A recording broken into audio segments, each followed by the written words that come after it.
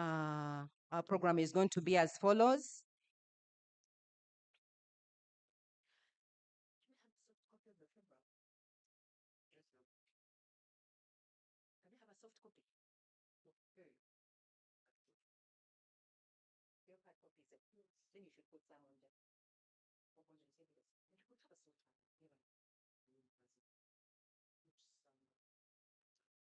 So ICT, please display for us a soft copy of our program, so that we can begin. Our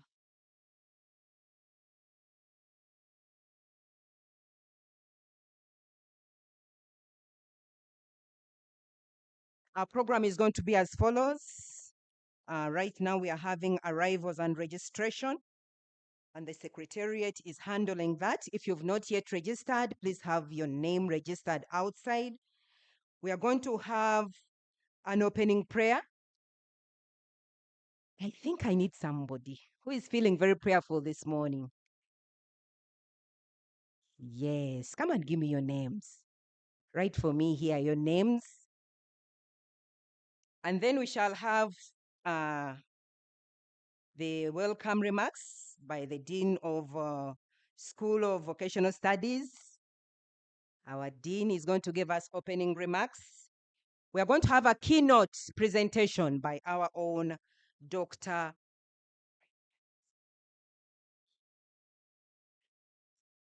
We are going to have a keynote speech by our own Dr. Grace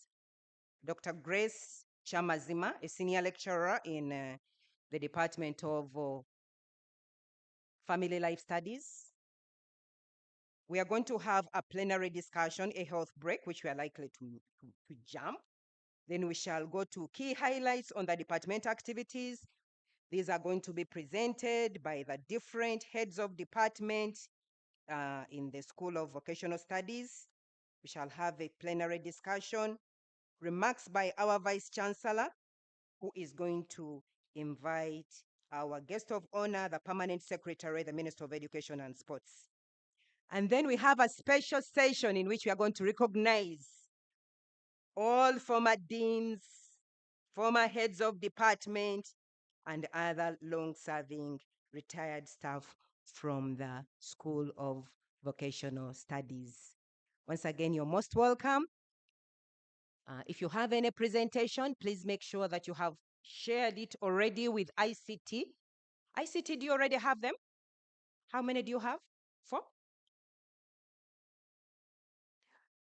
Put some for us and we see. Put some and we see. You should be having something from the Department of Family Life Education, Cosmetology and Fashion, Nutritional Science and Dietetics. The Dean. Does the Dean have some slides? Can you please share them on that email? The Dean, you should be having a presentation by the Dean. Also, the one of the Vice Chancellor, you should be having it. The remarks by the Vice Chancellor, you should be having them already. Norman is going to bring for you the remarks by the Dean. Please show for us, display for us some. Show for Nutritional Sciences. Let's see on the screen.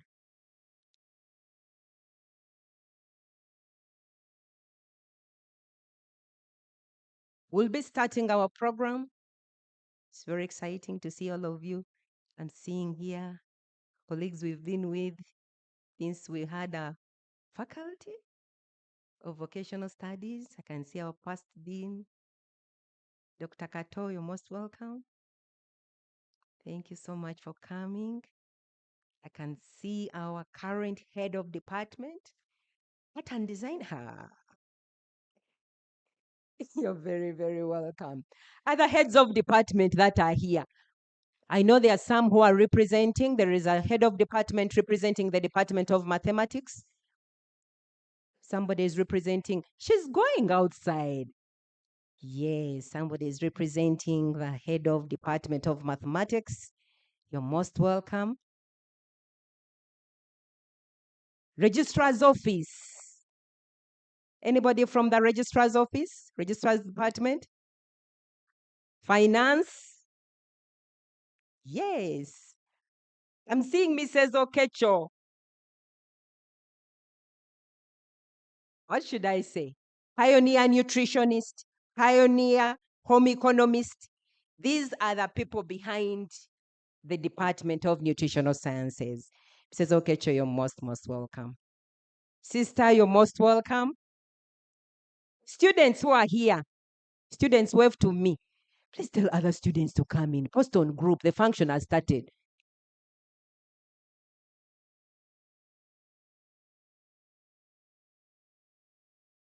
They are missing the mark. Hey, anti politician bagaba senti. Fe tugaba max. Eh? Those who turn up, we are taking attendance. We are taking attendance, and who knows, you may get a mark. Betty Kakai, I'm seeing Betty is there, one of the longest serving members in the Department of Home Economics. Betty, you're most welcome. I see we have some master's students from the department.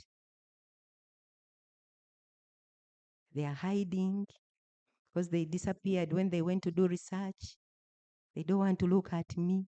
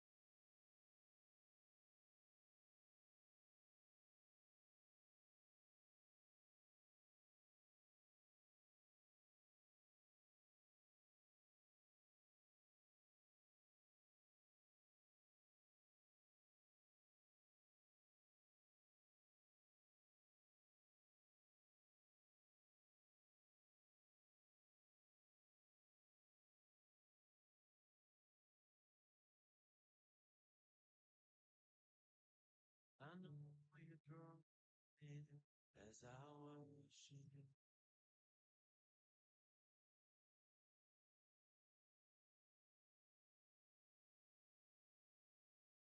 Though stay,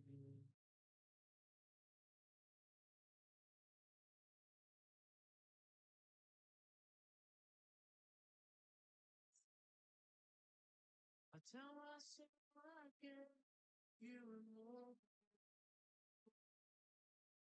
And though it seems urgent, you will speak and say, and you are God, you in control.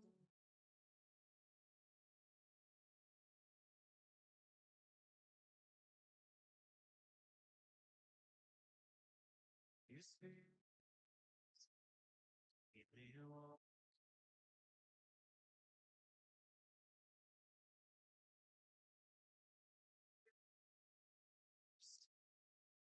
Speak,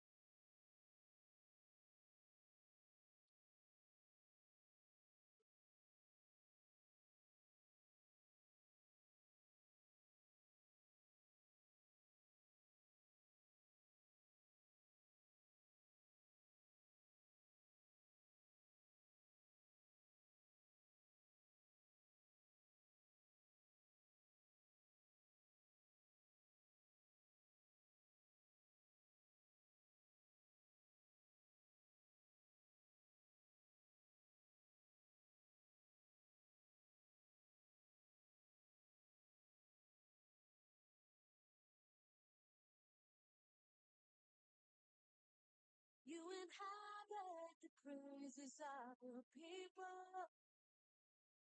You delight in the glory of your Son. In the love of the Father, we will worship. In the kingdom of God, the fight.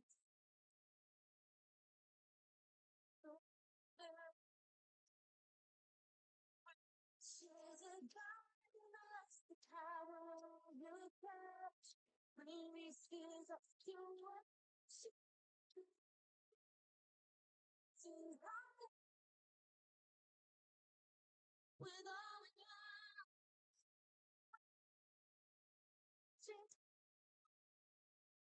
Your name, your name.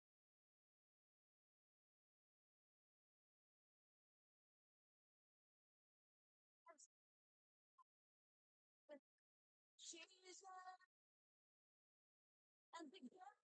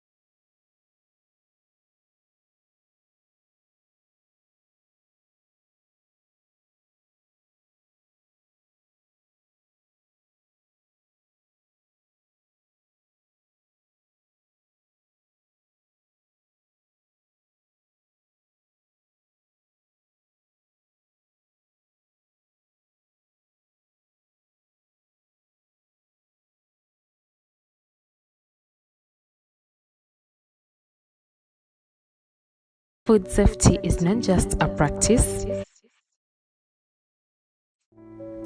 For over a month, we engaged communities in an awareness campaign to ensure that food safety and nutrition remain a priority in every home. Our campaign began with direct engagement in churches, where we discussed the importance of food safety in households. We emphasized proper storage, hygiene, and nutrition to prevent foodborne illnesses. To keep the conversation going, we placed informative. Food safety is not just a practice, it's a responsibility. For over a month, we engaged communities in an awareness campaign to ensure that food safety and nutrition remain a priority in every home. Our campaign began with direct engagement in churches, where we discussed the importance of food safety in households. We emphasized proper storage, hygiene, and nutrition to prevent foodborne illnesses. To keep the conversation going, we placed informative posters around Banda community and shared "Did you know" facts, reinforcing key messages on food safety and nutrition. Did you know that improper food storage can lead to foodborne illnesses? Let's ensure our families are safe by practicing proper hygiene and cooking methods. Beyond physical outreach, we took the conversation online. Through Google Meet sessions, we engaged students, alumni, and community members, sharing expert insights on food safety. Food safety begins with you. Always wash your hands before handling food and be mindful of cross-contamination in the kitchen. These virtual discussions allowed more people to participate, ask questions, and learn how to improve their food safety habits from wherever they were.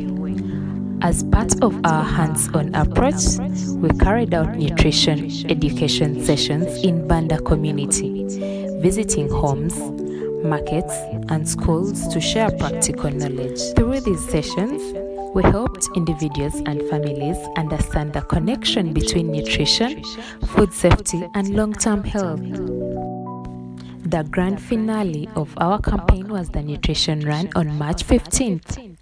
This exciting event brought together students, alumni, and community members to promote active lifestyles and celebrate food safety.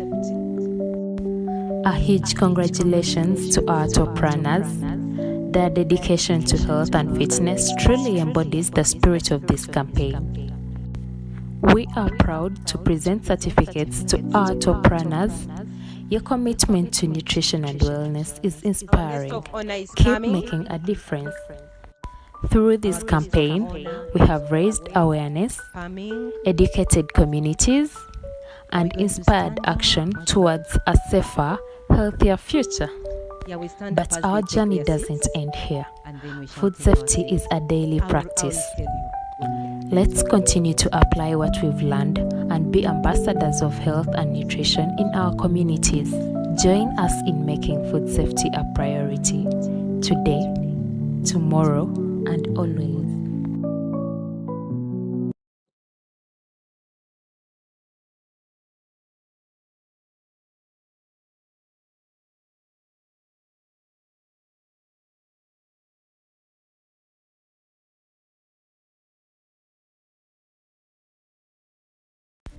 Food safety is not just a practice, it's a responsibility.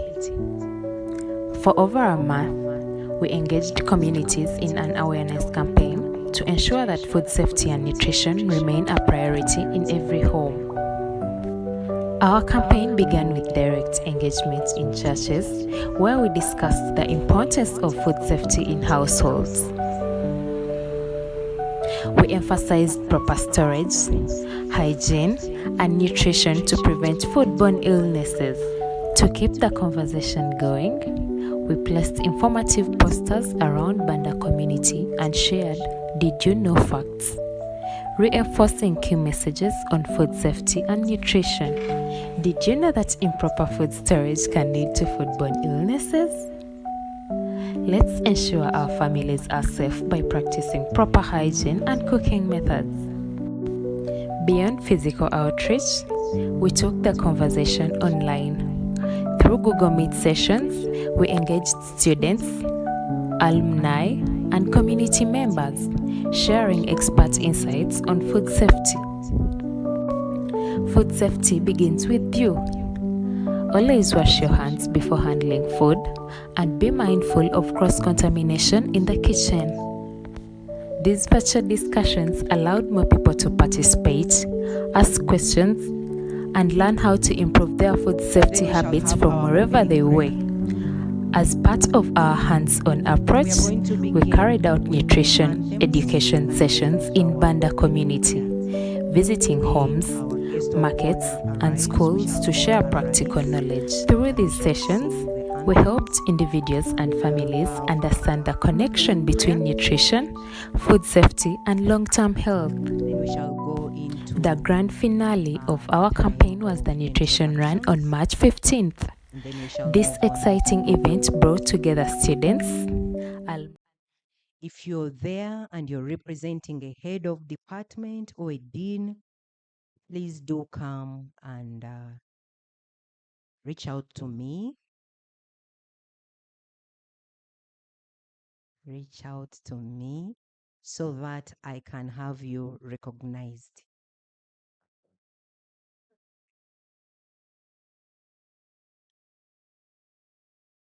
I know that in a few minutes, our guest of honor, the Commissioner for Technical, Vocational Education and Training, she's already in the house, Mrs. Loi Muhwezi.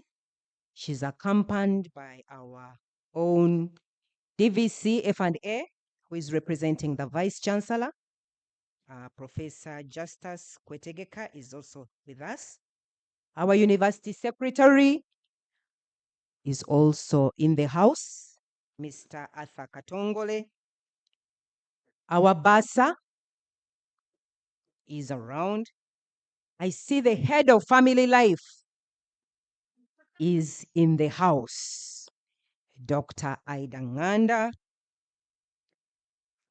We have the Dean, Faculty of Agriculture, Dr. Mleweke is here with us.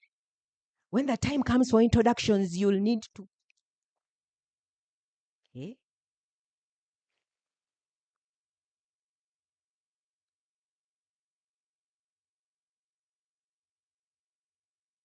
We have the Dean, School of Art and Industrial Design, represented by our own doctor.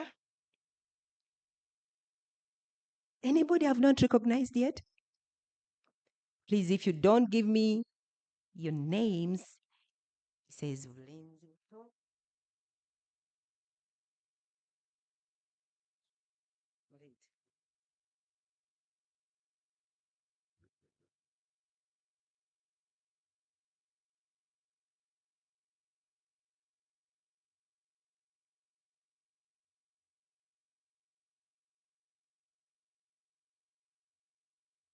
we have Sister Dr. Namirembe Teresa Francis, the head of literature and film studies, is also with us. And we have, she's actually representing the Dean of Art and Humanities, Professor Elizabeth, who is not here. We have fellow members of KIWASA, teaching staff who are here. Members, please, please, please, I want to recognize everybody. Send me your names. My dear, I'm seeing colleagues there whom we've not yet recognized. I'm going to do it again when the guest of honor is here. And then, so as our guest of honor comes in, I would like us to stand up. Stand up. Please stand up as we receive them. I can see our own DVC F&A, Professor Justus. Thanks a lot for coming and for seating our guest of honor, the Commissioner of Technical, Vocational Education and Training, Mrs. Loi Muhwezi. I can see our own Deputy Director, School of Directorate of Research and Industrial Training, Directorate of Research and Graduate Training is here. Norman, please write for me all those titles, I need them. Our own University Secretary, Mr. Arthur Katongole, is in the house. I think we shall now begin this program with the anthems. Let's humble ourselves for the anthems, and then we shall go to the opening prayer. Anthems first, please.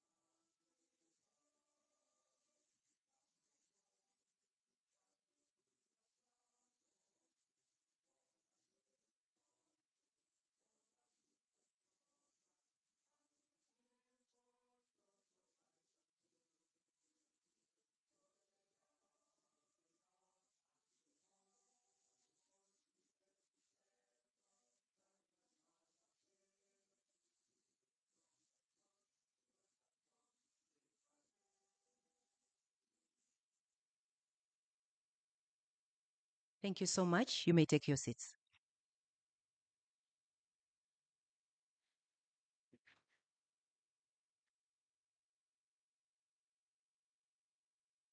At this point in time, I would like to request and to invite Wawire Samuel, a year two student of human nutrition, to come and have our program commence with a word of prayer. Wawire. Let's humble ourselves for a word of prayer. Father, in the name of Jesus, we thank you so much for today. Lord, we thank you that on your wake up list, our names were on it. Father, we don't take it for granted, but we are very, very grateful because many people had plans for today, but unfortunately, they didn't make it up today. We are very humbled and grateful.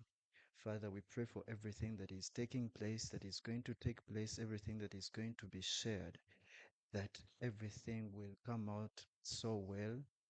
And we know that whoever is led by the Spirit of God, they are the children of God. So we are very humbled and we know that everything is going to go on smoothly. In the mighty name of our Lord Jesus Christ, we prayed and believed. Amen. Thank you so much, Wawire, for our opening prayer. Ladies and gentlemen, I would like to take this opportunity to welcome you once again to the inaugural day of vocational studies at Kyambogo University. My name is Faith Muyonga Namayengo.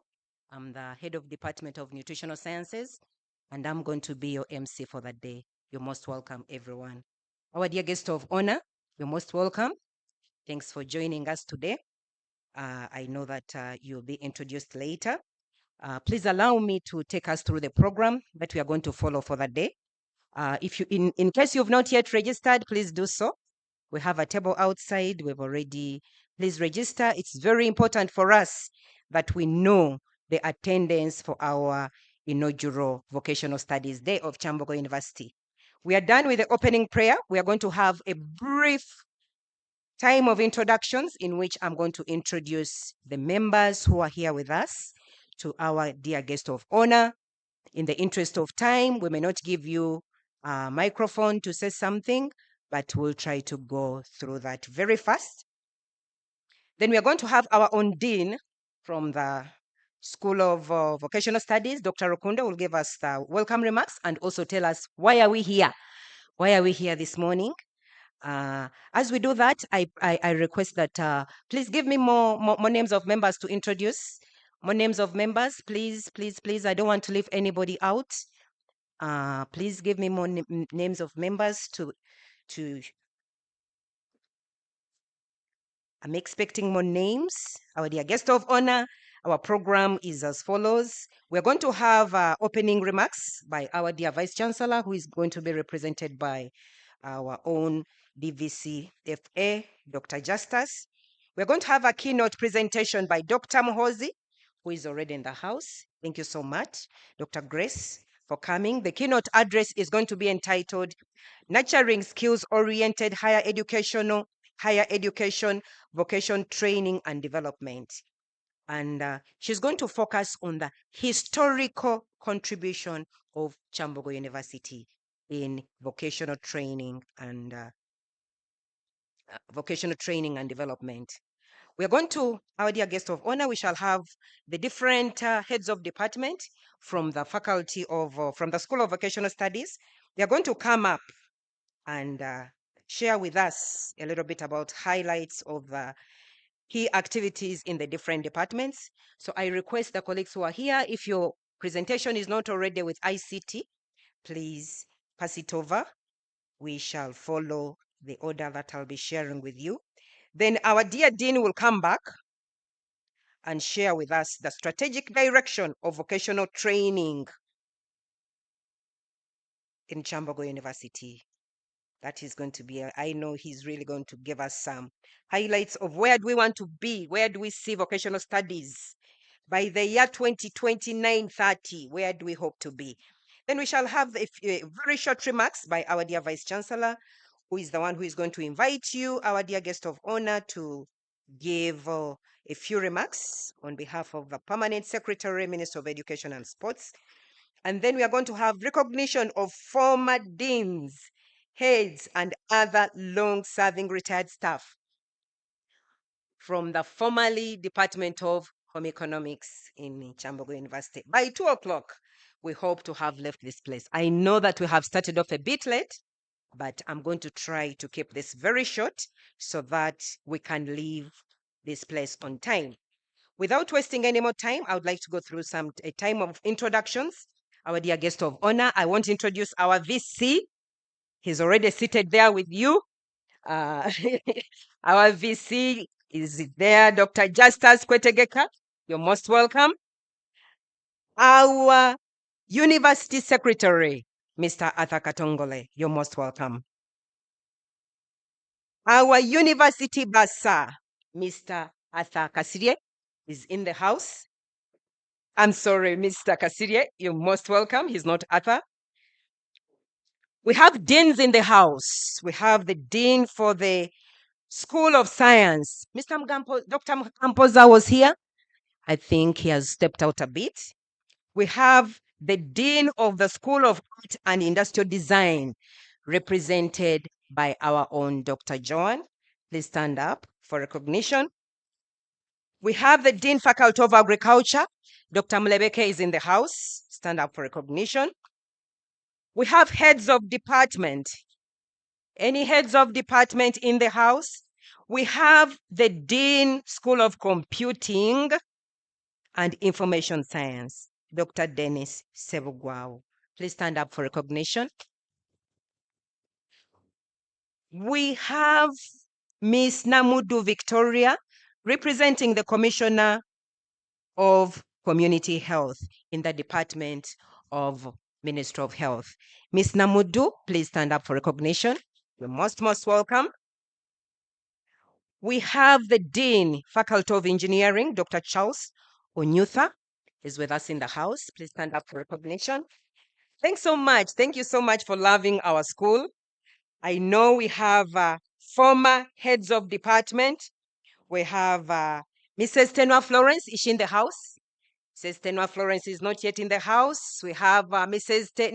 Nambozo Sarah, former head of Department of Home Economics. We have our own director from the Directorate of Research and Graduate Training, Professor Bua. You're most welcome. With his deputy, Dr. Evelyn Isingoma, also one of the pioneers in the Department of Home Economics. We have Mrs. Ojera. Mrs. Ojera, please stand up for recognition. This is our day for Home Economics and Vocation. Yeah, that's one of the ladies behind all the cooking. She's actually my mentor when it comes to all those things to do with therapeutic diets. We have our own mother, Mrs. Efata Cecilia.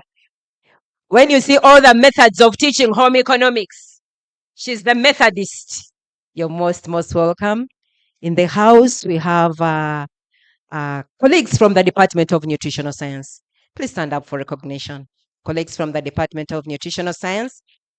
We are there. We shall introduce you later. We have colleagues from the Department of Family Life. Department of Family Life, colleagues. Thank you so much for coming. You're most welcome. We have colleagues from the Department of Fashion and Science. That is the third department in our school. The Department of Cosmetology and Fashion, represented by their head of department. They are not yet here. They will be coming. And finally, we have the department, the head of department of the head of department, institutional hotel and institutional catering. You're most welcome. And we know that at a good time, you're going to say a few remarks. We have Mrs. Okecho, pioneer nutritionist in the country. Stand up for recognition. These are the people who said, let home economics be, let nutrition be in the in this university. Other colleagues from the registrar's office, Bursar's office, most welcome. Graduate students, undergraduate students, public relations office, you're most welcome. Members, I would like to welcome all of you. If I have not mentioned you, it's not intentional, but I'll be recognizing more colleagues as they come in. My dear co, please be giving me names of members as they come in for recognition. Of course, we have our own dean. We have our own dean, the gentleman behind all of this, Dr. Rukundo. Dr. Rukundo, you're most welcome.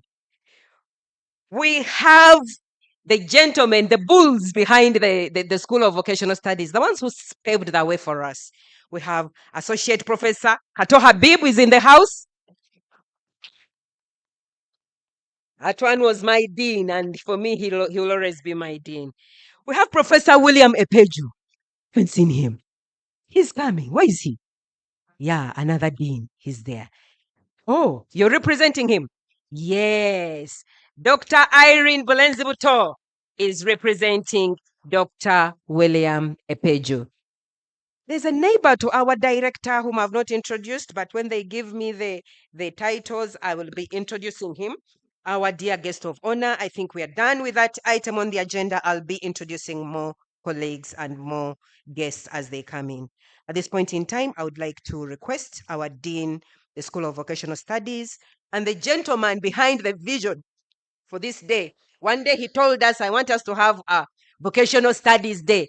Let's give him a big hand clap as he comes to give the opening remarks. Thank you so much, Dean. Thank you so much, Dr. Faith, Madam Permanent Secretary, Minister of Education and Sports, the Vice Chancellor, distinguished colleagues, invited guests, ladies and gentlemen. I'm so delighted to be here with you today, but also to eat that you honored our invitation. In particular, we are very grateful to the Permanent Secretary of the Ministry of Education and Sports for honoring our invitation to this inaugural commemoration of the Day of the School of Vocational Studies, or the Day of Vocational Studies at Kyambogo University. Ladies and gentlemen, this day comes just at the right time when we felt that vocational studies could not be any important when the country is really advancing the issue of skilling Uganda, as well as emphasizing the need for competence-based learning and training across the country. So we are very glad as the fraternity of the School of Vocational Studies that we are able, at least, to organize this inaugural day where together we chart a direction in terms of how this university can continue to contribute to vocationalization across Uganda and beyond. As introduced, I'm Peter Milton Rukundo. I've just been in this office for 1 year now, and I'm really very glad that I have a strong team with me here to be able to steer forward this school. Ladies and gentlemen, in the interest of time, the guest of honor has informed us that she has another commitment, so we thought we shall reduce a bit on the activities and also on the time to be able to catch up with those responsibilities. However, it is important to lay out the key objectives of this occasion and also why, as a school, we conceived the need to commemorate the Day of Vocational Studies. Ladies and gentlemen, this entire process commenced right around the time when I took office, but even before that, this university has had a school and before a faculty of vocational studies. However, there's a growing concern that even though we are advancing in the right direction, there seems to be limited awareness about what we do and limited appreciation out there. So as a school, when we hosted top management on the 11th of April last year, uh, management felt that we needed to do more to publicize our school, our programs, and also the activities that we do. So when we sat as a team, uh, a proposal was muted that perhaps we propose a day, not for the country, but for the university, where we would together collectively as a school uh, showcase what we have to offer and also profile the details of what we do to the outside world so as to be able to increase the publicity and also enhance the interest in our programs and in the work that we do. So having that idea in mind, then we put forward a proposition to have a day of vocational studies. The challenge was what date? And just to let the secret out of the bag, Madam Permanent Secretary, we felt that the history of the school had been tagged mostly to the developments that followed the introduction of home economics at Kyambogo, right from the time it was National Teachers College through Institute of Teacher Education, Kyambogo, up to the current Kyambogo University. So we felt that perhaps as an inaugural celebration, we could come closer to the Home Economics Day so that we could appreciate and recognize the roots that really lay foundation for this school. So we muted a day. The International Day of Home Economics was about March 23rd, I think, or thereabout. And we felt perhaps if we had it in the same week, maybe it would add emphasis, given that already home economics is a mother department in the school. So by no coincidence, we landed on March 21st today. And for those who are aware, tomorrow, the international, the Home Economics Federation of Uganda will also be commemorating their day, and I hope the president also is represented here. So really, that's how the day was settled for. But we hope to have this as a routine annual event to showcase really what Kyambogo University has to offer, but also to promote learning and sharing around how to improve vocational education and training, not only at Kyambogo University, but also in Uganda as a whole. So, Madam Guest of Honor, Mr. Vice Chancellor, sir, ladies and gentlemen, the objectives of this event today are four mainly, which is one, to exhibit the skill sets and potential of the various programs offered within the School of Vocational Studies. And I think we have already achieved that partly from the exhibition that we have seen. Already we can appreciate that there are a number of skill sets that really this school aims to promote. The second objective, Guest of Honor and Mr. Vice Chancellor, sir, is to profile the academic programs and core activities in the School of Vocational Studies and the various departments they are in.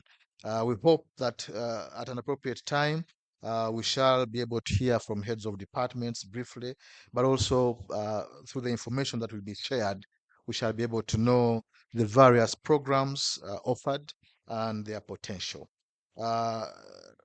Madam Guest of Honor, the third objective of this event, as laid out in our concept, is to disseminate knowledge and share learnings around vocational education and training with specific emphasis on areas that are core to the School of Vocational Studies.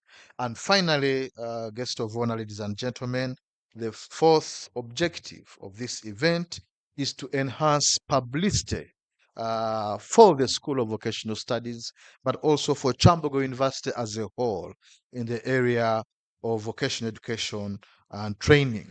I'm sure colleagues who may have come for the first time or who are not often here routinely could appreciate that through this event, you are able to know more about this university and also more about the School of Vocational Studies and therefore what it has to offer. And hopefully, that will enhance our student numbers, our enrollment, but also our partnerships, research, and other outputs, including strengthening outreach with communities around us, as well as with partners around us. So, Madam Guest of Honor, Mr. Vice Chancellor, sir, this event really is one unique one in a way, because for the first time in the history of Kyambogo University, we have come together to show the world over, because my colleagues in DICTS have been fair enough to us to provide also uh, uh, live streaming on YouTube. So we have a virtual audience out there.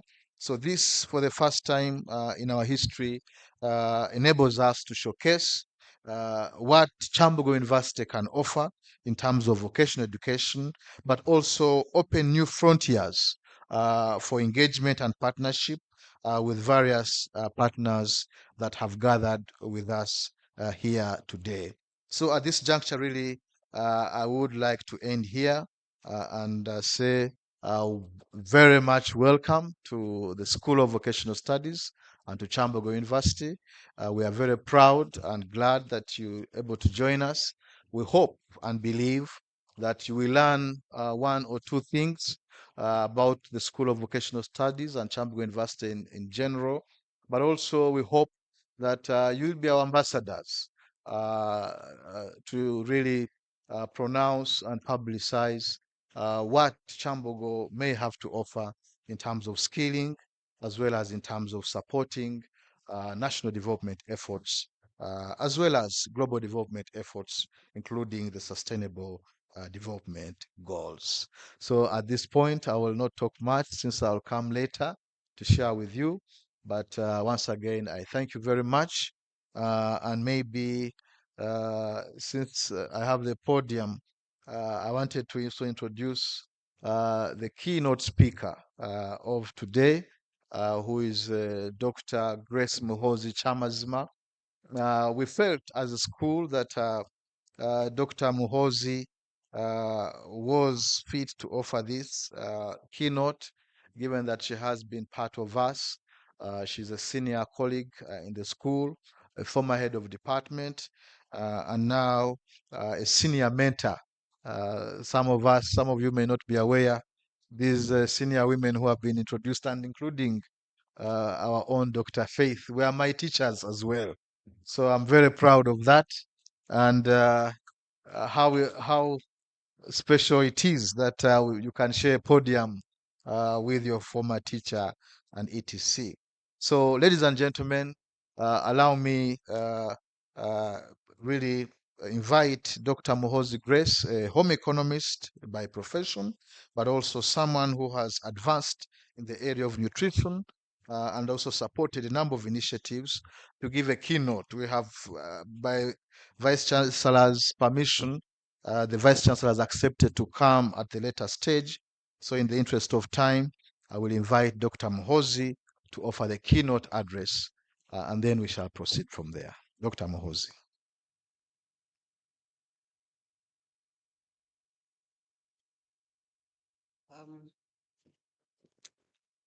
Thank you very much, Dean, for the introduction. And I want to say I'm happy to be in front of all of you.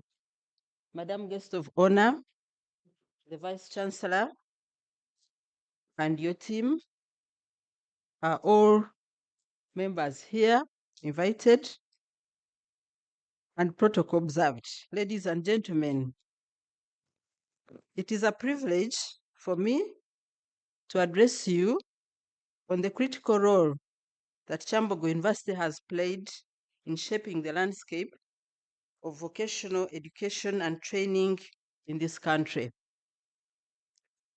I'm not a historian. When I received the topic, I was like, how do I handle this historical thing?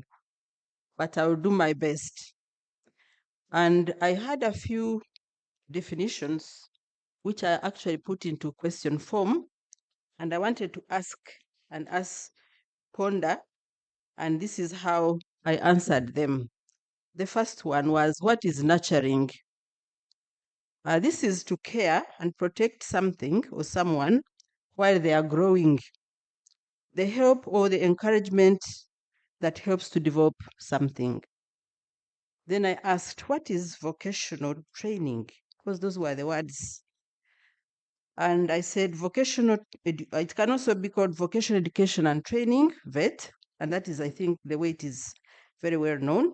This is the education that equips individuals with practical skills, knowledge, and knowledge for specific trade, occupations, or vocations, preparing individuals for employment or self-employment. Then I said, what is development? And English is a very tricky language. It is the process of developing or being developed. I hope I've answered that.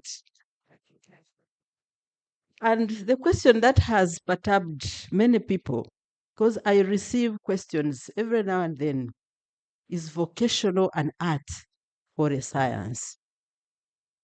So when I read around, I was told that actually vocational education is best understood as a blend of both science and art. And as a science, vocational education relies on scientific principles and applications of knowledge and techniques to achieve specific outcomes. It also involves scientific methods when testing processes upon improving upon them. And here we have the examples of the technical trades, like in automotive repair, understanding mechanics. Here we find that physics is very crucial. In healthcare, nursing knowledge, physiology and anatomy is very essential. So it is a science. Then technology, for example, IT, understanding the computer science, engineering principles, and engineering principles are very vital. Again, as an art, vocational education involves the development of skills that require artistic qualities of creativity, dexterity, and judgment, and the application of learned skills to create a product or offer a service. Many vocational skills require a level of artistry to be performed well. If we look at the culinary art, we have been out there, we have seen what the students have presented. Creativity is very important. If we look at the graphic designs, we had some designs. The art talent came out very clearly. Then with carpentry and other building trades, where craftsmanship and attention details are valued, all these are artistic. So then I ask myself, where are we? And the questions I've been getting are from teachers in the field. I have been removed from the salary of a science teacher because they don't believe I am a science teacher. And then I try to ask one and try to help them to get back to the science payroll. And then I ask myself, if somebody can use scientific principles to produce an art piece, isn't this person well beyond science and art? Maybe if there was a third category, which is higher than science, I hope we all know what being a science teacher means, so a scientist in this country. It goes with money. So, Mr. Vice Chancellor, sir, I'm calling upon you. Some of our departments in the School of Vocational Studies during the restructuring were classified as arts. And we don't believe that we are really arts. Because if you search our backgrounds, we are scientists. And when we produce the teachers of home economics who are here, when they go back to secondary schools, they are science teachers. So how do arts staff at Kyambogo University produce science teachers to teach the whole country? That is food for thought. And I request that you take it into consideration and think about it and place us appropriately. Now I will go into the historical perspectives of the School of Vocational Studies. Historically, the School of Vocational Training and Education at Kyambogo University started in a very humble way by moving from Nsube, some of you know Nsube in Nkokonjeru, and there it was a domestic science teacher training college. And it was moved because the buildings at Nsube had grown very old and they were worried about the health and life of the students who were there at that time. So the school, the domestic science training college was moved to Kyambogo University. And guess where it started? In the current public cafe. That's where the school, the domestic science college was transferred in 1963. In 1965, the National Training College of Home Economics began at Kyambogo University. And officially in 1966, due to increased demand for teachers of home economics, Kyambogo took on the mantle. The college in that same year, that college, which was Kyambogo Teachers College, was changed now. It changed, it was absorbed into the Kyambogo Teacher Training College, which was later named National Teachers College, Kyambogo. At that time, the Kyambogo Hill was occupied by two institutions, the National Teachers College, Kyambogo, and the Uganda Uganda Technical College, Kyambogo, the former UPK. Most of you know the UPK. These institutions were later to be merged together with another institution that joined them to become the present Kyambogo University. We need to note that the trademark of these two and finally three institutions was vocational training with outputs of well-trained teachers and technicians. The NTC Kyambogo trained all the vocational teachers in Uganda.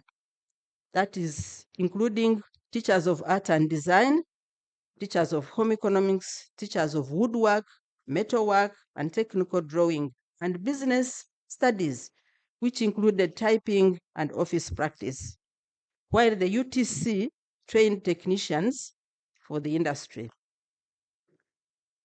Then we had the Faculty of Vocational Studies, which came into existence when Kyambogo transited from the National Teachers College to the Institute of Teacher Education in 1987. And the departments that formed the faculty then were agriculture, art and design, business studies, home economics, and technological studies. In 1992, the government white paper on education from the Education Policy Review Commission, which was chaired by Professor William Senteza Kajubi, had an ambitious plan of vocationalizing education in Uganda. It actually found when Kyambogo had already started, and it only became a catalyst for Kyambogo, for VET at Kyambogo. Its implementation faced very many challenges, but I'll mention three. There was limited resources to go around because vocational education requires resources. Then there is the mindset and attitudes.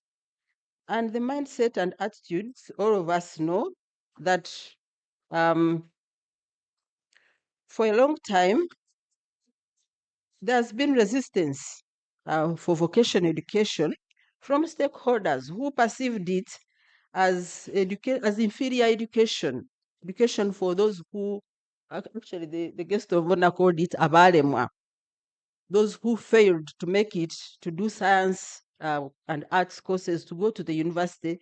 That's how the mindset of our people were and are still up to today. Then it also had implementation gaps. The implementation gaps came because the practice, there was a problem between the practice and the policy. I think there was not a policy that was ready to take on vocationalization of education, of vocational education. Despite those challenges and many others, the government white paper laid a strong foundation for vocational education in Uganda. The recommendations of the government white paper energize the already existing vocational education and training at Kyambogo University. The administration then of ITEC, in a way of nurturing vocational education, organized seminars. And I want to recognize again Professor Habib Kato. These seminars were all over, especially in the Faculty of Vocational Studies and departments. And we encourage to train, to vocationalize our training, especially in the practical and skills-based programs. Later, with the merger of the three institutions that made Kyambogo University in 2001 and the K2 Informatics Restructuring Group, the Faculty of Vocational Studies lost two departments. The Department of Business Studies became the School of Management, and the Department of Technological Studies was transferred to become part of the Faculty of Engineering. The remaining departments soldiered on, and these were now three: Department of Agriculture, Art and Design, and Home Economics. And we kept on changing names. At one point, we were Home Economics. At another point, we were Home Economics, Nutrition and Home Economics. At another point, we were Food Processing Technology and Home Economics, and so on. So, new, more and more relevant programs were developed, and this attracted numbers of students who grew, and the faculty became big. It should be noted that Kyambogo University stood out as the only institution of higher learning that had a faculty of vocational studies on the continent of Africa. And here I stand to be corrected, but I think we were the only ones. This was later to attract us, or to get us attracted to partners from the North who were interested in establishing links with institutions on the continent offering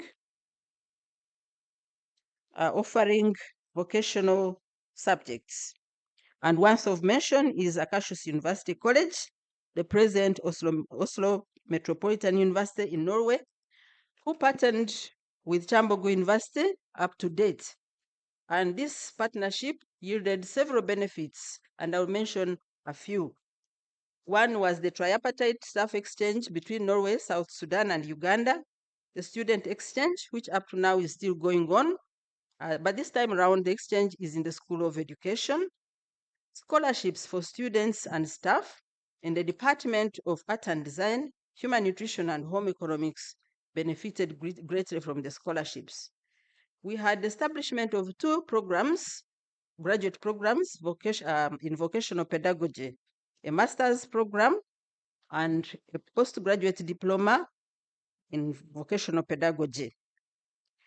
We also had a master's program in nutrition, human rights, and governance that involved participation of Makerere University, University of Oslo, Akershus University College, Stellenbosch University in South Africa, and Kyambogo University, all under the NOMA and NUCO projects.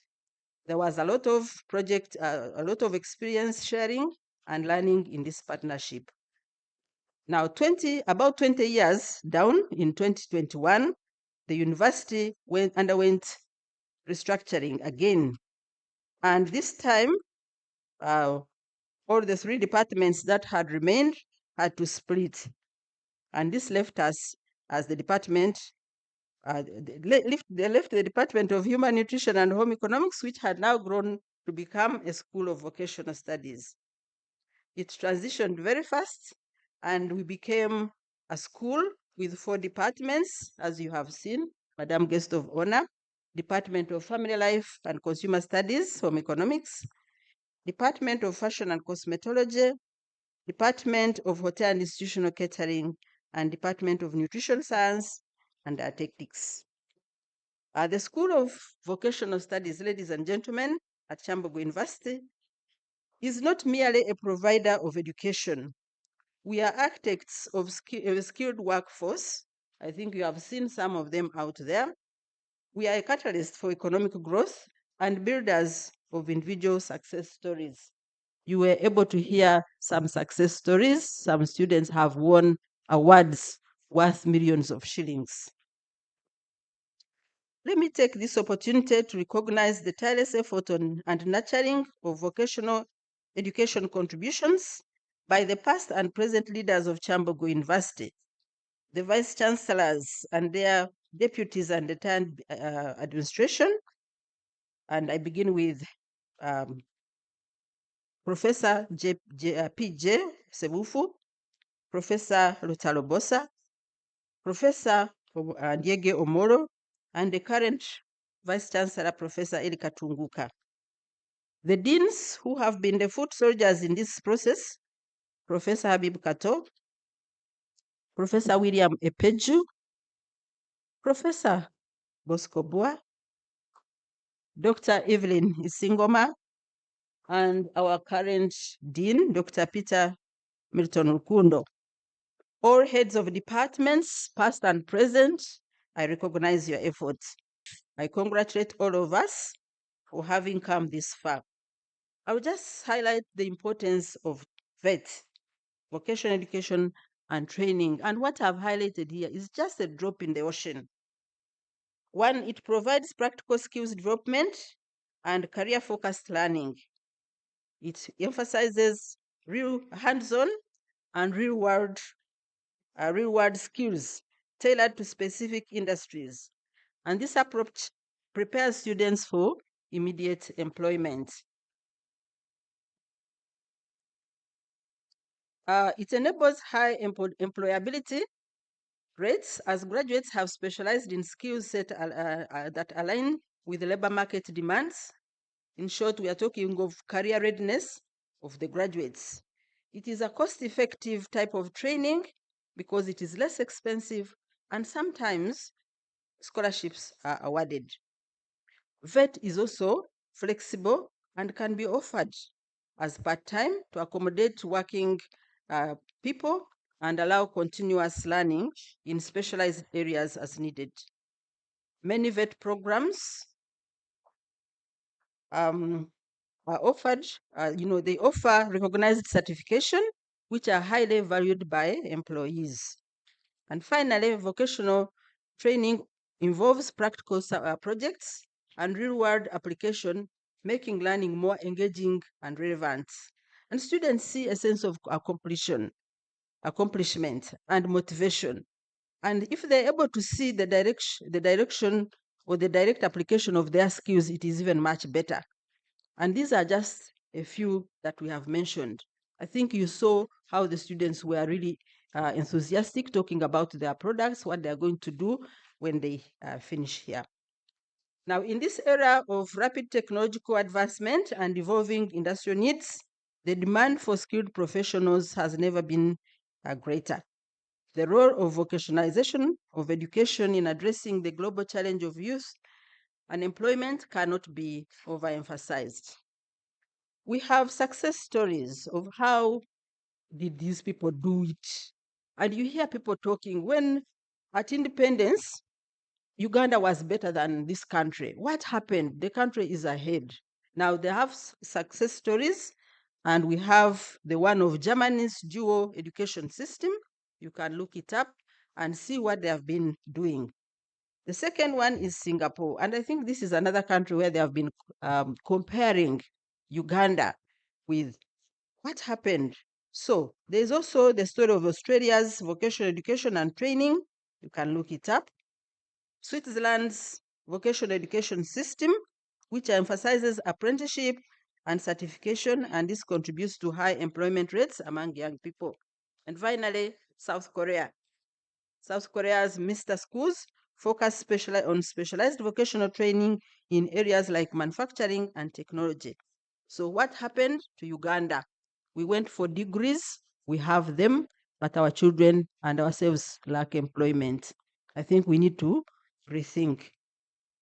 At the School of Vocational Studies, Madam Guest of Honor, we have big dreams, which are guided by our vision and mission. And these dreams need further nurturing. And when you are nurturing, you provide the necessities, the basic necessities. just like for a child. We see a bright future amidst the challenges that VET continues to face. There must be a deliberate effort to nurture VET so that we shall also be counted among the success stories in Africa and beyond. In all the success stories above, we learn that there are key factors that have contributed to the success story, and they include, among others, industrial partnerships. We have to collaborate with the industry. In fact, in some of the industries, in some of the countries that you will see, it is industrialists, industrial experts who teach the vocational trades at universities. We have to emphasize practical skills development, focusing on hands-on training and prepare students for immediate employment. And that was one thing that was emphasized in all this, the success stories. There is flexibility and adaptability, where programs have to be adjusted to offer flexible learning options and adapt quickly to the changing demands of the industry. At national level, Madam Guest of Honor, I'm sure you are aware that the ground is fertile for VET to thrive, and Kyambogo University needs to position herself to further champion VET in the country. Currently, vocational education and training is now recognized as a component of Uganda's education system and priority for the government. And by the way, there is also political will. Very, very important. The president is always talking about skilling Uganda and so on. Two, we have legal and policy framework that is available. And here we are talking of the Business, Technical and Vocational Training Act of 2008, then the Technical and Vocational Education and Training Bill of 2024, which was recently passed. All these are aiming at strengthening the sector by addressing issues like funding, coordination, and quality assurance. There are more institutions offering VET programs, which include technical schools, vocational training centers, and polytechnics. There are efforts in the curriculum development to align it to the needs of the labor market. This includes involving stakeholders from the industry in curriculum design and making it practical oriented. And an example is the lower secondary curriculum, which we are now looking at. Finally, I will just mention that the recent Education Review Commission of Honorable Amanyam Shega recommends that 14% of the total budget on basic education, which is refined, should go to TVET, and that all teachers and instructors in TVET institutions must be strictly industrial practitioners. I think we are moving. This is to ensure that the specific industrial skilling needs are effectively passed on. These and many others not mentioned here are positive moves, again, that Kyambogo needs to cling to or cling on to in the nurturing process to enable the School of Vocational Studies achieve our dreams. As a country, we need to wake up from the old perception that vocational education was a secondary pathway and less prestigious alternative to the traditional academic routes. This perception is not only outdated, but also deeply damaging to our economies and societies. We, as educators and leaders, have the responsibility to champion VET, to alleviate its standing, and to ensure that it receives the recognition and resources that it deserves. In conclusion, Madam Guest of Honor, ladies and gentlemen, the role of our institution, and specifically our school in vocational education and training, is multifaceted and crucial. As I said, we are not simply educators, but rather we should be builders of a skilled workforce, drivers of economic growth, and empower students to be self-employed. By embracing innovation, collaborating with industry and championing equity and inclusion, we can transform the landscape of VET and create a brighter future for our students and communities.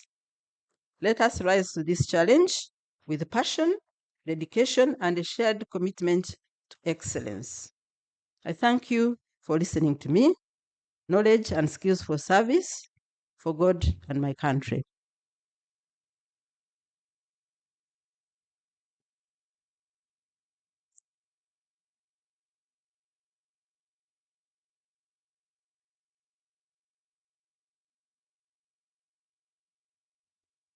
Let's give Dr. Muhozi another round of applause, ladies and gentlemen. Dear Dr. Muhozi, on behalf of everyone present here, would like to express our heartfelt gratitude. She has really taken us down memory lane. I don't think we could have had a better speaker taking us through where vocational training started up to where we are now. I didn't know that it all started in Nsuve in Kokonjeru, but now you've really reminded us about the invaluable legacy and significance of vocational studies in the shaping of our society. We really want to appreciate you and your commitment and expertise and the research you've put into this. The research that she has put into this, because for anybody to be able to put all that down, you must have had to do a lot of research. Thank you so much. Actually, I would like to request our dear Dean that this speech has to be published on our website as part of our history. And also the IT members are also requesting for the presentation, because this is really has given us a highlight of the crucial role of vocational education in our country and how it all started. And Dr. Mhozi has said that we have big dreams. Indeed, we have big dreams. We've come from a long way. We've come a long way from that place there near Medical Center, where we still are. And then we climbed a bit. We came to our dean sits somewhere. Which block is that? It's called what? Mathematics. Math. Well, there is another structure there. Now, recently, the Department of Nutritional Sciences was able to get a small corner at one of the newly established central teaching, the CLB, the central, what do they call it? The central lecture block. We have dreams. And one of the dreams has actually been this day. When the dean first told us about us having a day in which we shall be able to share about our dreams, aspirations, what we are doing. We didn't know that this day could ever come. Because as you know, in all universities, budgets are limited, people are very busy. But we have dreams, Dr. Muhozi, and I see we are getting there. And before we leave here today, I know that our dear dean is going to unplug what we call the School of Vocational Studies. He's going to show us. Yes, we are going to move away from down there, and you're going to see this ultra modern structure, which is going to house the 4 departments. We have dreams, and I know that we are going to win them. Our dear guest of honor, thank you so much for gracing our day, and Dr. Muhozi for that beautiful keynote address. I would like to give an opportunity to a few colleagues to make comments. This is your time to make a few comments and observations, questions for our keynote speaker.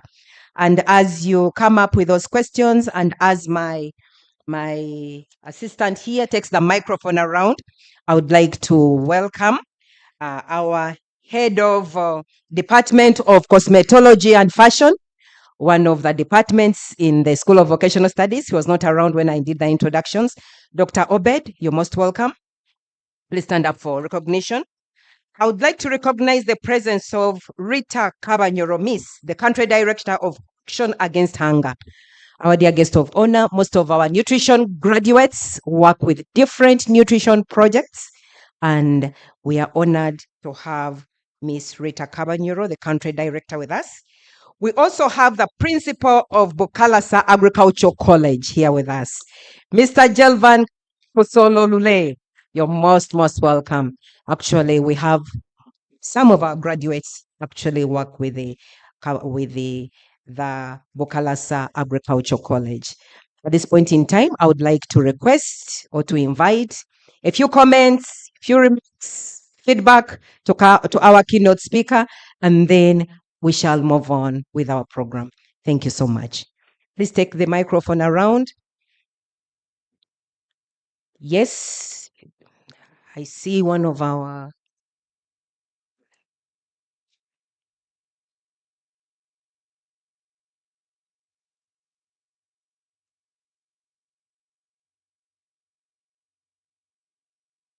let's try to do that very fast. And please keep your comments very short in the interest of time.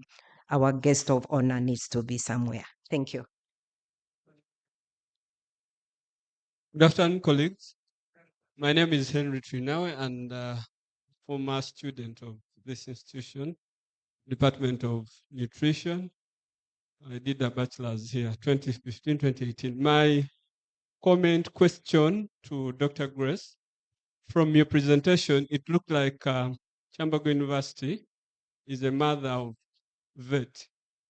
And I was interested to listen into your speech on the linkages, not just abroad with the universities that Kyambogo is partnering with, but the local institutions, the academia, for example, Makerere University and other learning institutions, but also other platforms for, creating opportunities and chances for our learners and also people that are out there to learn and also teach others as well. So just that link that I really wanted to hear from you. And if it is not there, is that one of the milestones we can look up to and celebrate maybe in the forthcoming engagement? Thank you.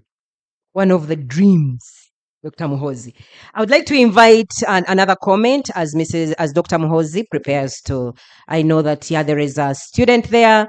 I know that Mrs. Okecho will say something, and Dr. Bua will ask a question, and then we shall end the questions. Thank you. There is a question here. Yeah, I know. Yeah, those people have mentioned they've been part of the story. You can even complement and supplement what Dr. Mohoza said. Please, briefly. Good afternoon to us all. Thank you. Yes, Vladimir Putin is my name, and I have a small question to our Dr. Mohoz. For most of us under the School of Vocational Studies, like some of us doing human nutrition and dietetics, we have a question and a concern of, do we really belong to the School of Vocational Studies, or we are supposed to belong to the Faculty of Science as nutritionists? So I request that you clarify on that. Thank you. He has a dream. Yes. More questions? One there. We go to Mrs. Okecho. We end with Professor Boa to supplement. My name is Secondary David. Yes, please. I started with Hold the microphone very well. I started with Kyambogo University from 2020, and I graduated in 2024.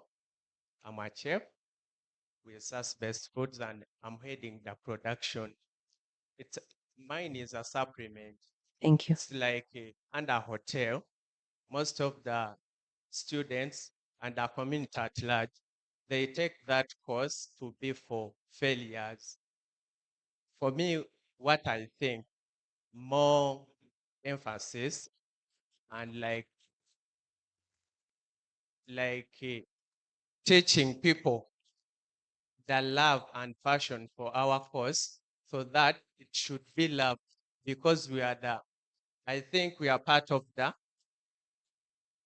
those people who take people's life in this country, because you can't live without eating. So I think it's a crucial thing. Thank you so much.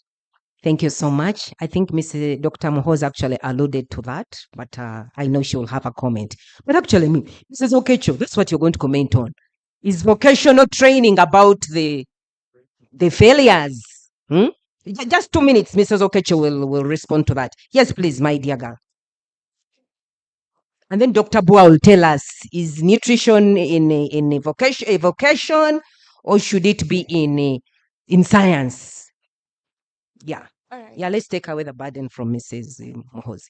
Yes. All right. I'm sorry, Dr. Mohozi. All right. Thank you so much, please, Madam Speaker.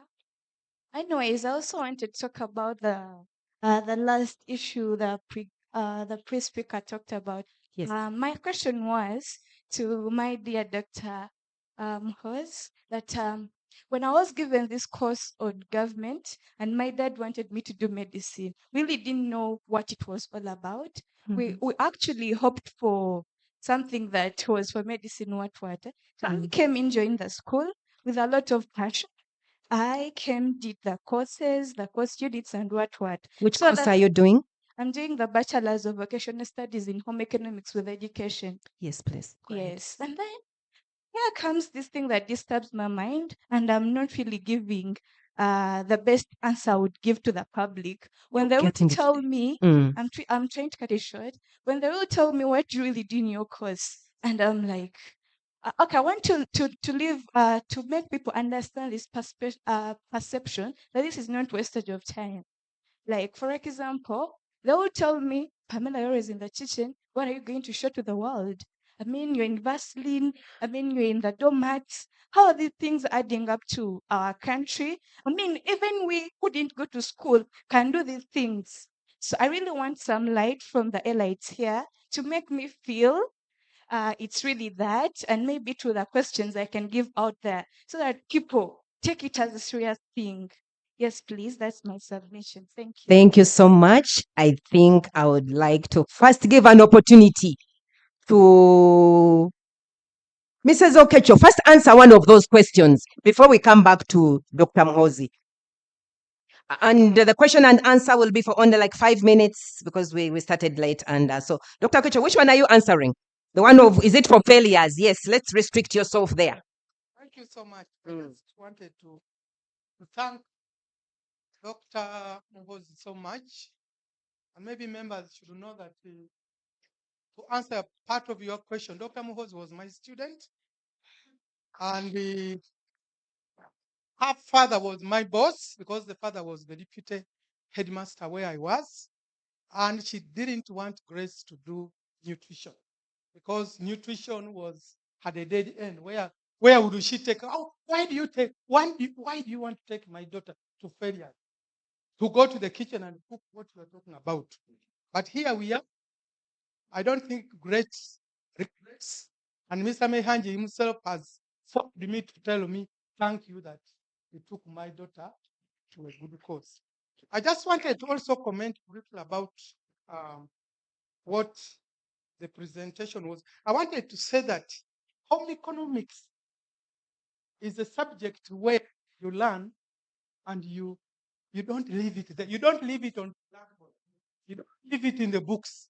But it is what you learn to enable you utilize it for yourself, utilize it for your family, utilize it for the community. And I want to thank God very much that this country is beginning to understand that that is where we need to go. And I would also like to add that where she was talking about countries that went up, there was a comparative study that was done with some of those countries he mentioned, like Sweden, Germany, and they discovered that home economics, the students who were the cohort of the children who were exposed to home economics education and those who were not exposed to home economics education, they found that those who were exposed to home economics education had 4 attributes, which are very strong. One is that aptitude of self-awareness and appreciation, which we all know is a basic skill which is necessary to live for yourself and to live with others. Number 2 is that they found that the students who were involved in home economics had that people love and concern to their country. In those who had this education. The third one was gender disparity. When we started having this home economics, it was not only that it is for poorer people, but it was also felt it was for women. Now, people who did these studies found out that a child who has done home economics, a boy child and a girl child, will have better understanding of the other gender and appreciation. And then, of course, the other one was love for the world of work. So I want to thank you so much, and I want to say that it is very good that you are having Dr. Peter Rufundo, whom I think is very charismatic and innovative. And we think, since you are saying this is the first time, we should continue. And as my daughter said, next time we are not going to look for you where it is hidden. Are you going to the sick bay, or you are going to find these people coming up? I just want to thank you so much and to tell you that study what you can use. There is no education which you study and live there, which is as good as that one of home economics. So what you are learning is to help you as an individual, but also help you to live in that world and to help you to make money, help you to have that hands-on. I want to thank you very much. Thank you so much, Mrs. Okecho, for those enlightening words about vocational training. It's not for academic failures. Professor Boa, is the nutrition misplaced? Is it a vocation? 2 minutes, and then we shall move on. Thank you so much. He has been our former dean of vocational studies and one of the champions of vocational training in the country and in the university. Yeah, Thank you very much, MC. I came here not expecting to talk, but since you have asked me to talk, I will say maybe one or two things. First of all, Madam Chairperson, the guest of honor, I want to thank you for sparing your time to come here. The Vice Chancellor for also keeping your time off to be with us here, and the current Dean and all the staff. The question they have asked me is political. Because the time when they were doing a restructuring, I was the Dean. Consultation was made. We disagreed because they said the nutrition and dietetics is applied science.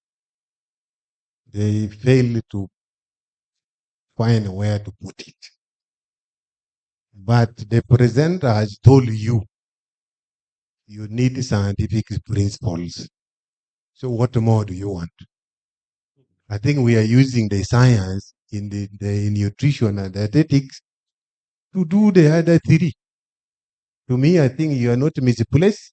But if you are misplaced, the Vice Chancellor will say something. I think we are soon reviewing this restructuring. So if you have a very strong reason, let me now face you that you are misplaced. Give us a proposal where you want to be. Because in all other universities, they normally put nutrition with agriculture. But they decided to take it away. Now, if you have a strong reason, can you put that reason? We bring you back home because you cannot grow food and then you don't know how to use the food. So thank you very much. Thank you so much. Of course, in some universities, food science and nutrition move together. But in Kyambogo University, food science is in science, and nutrition is in vocation, and agriculture went. Some people are looking at me and saying, "What are you doing?" But Ms. Nambozo, we need to talk about these things. Yes, I know that there was a restructuring and nutrition, but the students have a valid point, and that's what they're asking. I know Ms. Nambozo is saying, don't say those things. They've been to be all get up, home economics and nutrition. But I'm very glad that a student has asked that question and that the discussion has started. But like the dean has said, the School of Vocational Studies is about empowering skilled and innovative individuals. So for you, the students who are with us, as long as you're being skilled and you're coming out empowered and you're coming out as innovative, I think the detail of where you belong at this point is not what is most critical, but what you're going to get out of the university and out of the programs for which you are admitted. I would like to give Dr. Muhozi Okay, one last question, and then I'll give our keynote, Dr. Muhozi, an opportunity to answer the questions that have been placed before her, and then we shall move on with the program. Thank you so much for those beautiful questions. Very insightful. Thank you. Yes, please go ahead. Good afternoon, members. To the keynote speaker, protocol observe. I'm Umanire Chiza Robert, a postgraduate student in doing a master's in human nutrition and dietetics. I have a question about the innovation. For example, having a school of vocational education is a gift. I'll talk in terms of on the side of nutrition. I don't know whether we have future plans of setting up a university, maybe a small factory that can be dealing with maybe extraction of starch for that can be commercialized, and in the future we're able to export it. I don't know whether we are looking forward to having projects like maybe of extraction of vitamins, so that we can, as a university, we can be able to manufacture our uh, nutraceuticals, like the vitamins that I'm talking about, and also foods with the other minerals that we can be able to export. Because if we can think of such innovations, I believe Kyambogo University in general can be the pioneer in that area. In as far as the nutrition is concerned, my background is medicine. I'm a medical doctor practicing, but we have a very, very big problem in the country, not only Uganda, but even the whole world. In medical practice, when we look at the prescription of medicines and the surgeries, invasive mechanisms of treating diseases, but food kills many people than infectious diseases combined and other categories of diseases. Food. Many people actually always say, yes, we do surgeries, we do prescribe medicines, but at the end of it all, patients deteriorate. When we find out that the problem is food. And that is actually the passion that compelled me to come to pursue a master's in human nutrition, because other colleagues, of course, they're always proud. For us, we are the masters of all. No, we understood there's a very, very big problem in the country. And many people, even they go abroad, they do surgeries, they prescribe medicines, conventional medicines, but they don't address the issue of food.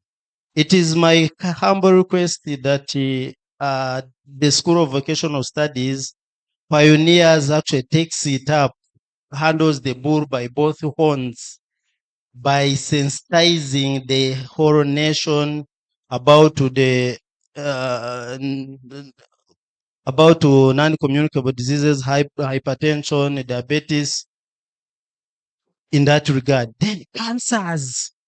Cancers, every year we keep on having incidents. Incidence rates are rising. They keep on rising because of food. For example, when you go to those joints and the mochomo joints, we don't bother to follow up. How many cycles do they wash the tomatoes? What is it? Bring kachumbari. I don't know kachumbari. But have you ever tried to ask yourself or yourselves that how many cycles do these people who are preparing these foods that we are consuming, how many times do they wash the tomatoes, the onions? Remember, they usually have herbicides and everything that I'm talking about. So all these are concerns, and I believe the School of Vocational Studies can do a great job in sensitizing the country with the help of the government. Thank you very much. Thank you so much. He's one of our master's students. And really, we have a dream. We are going to spearhead those innovations. And this day is just the stepping stone in us moving towards that dream of being the innovators, spearheading the non-communicable diseases question in the country, and working alongside our medical colleagues as equal partners. Dr. Mhozi, please.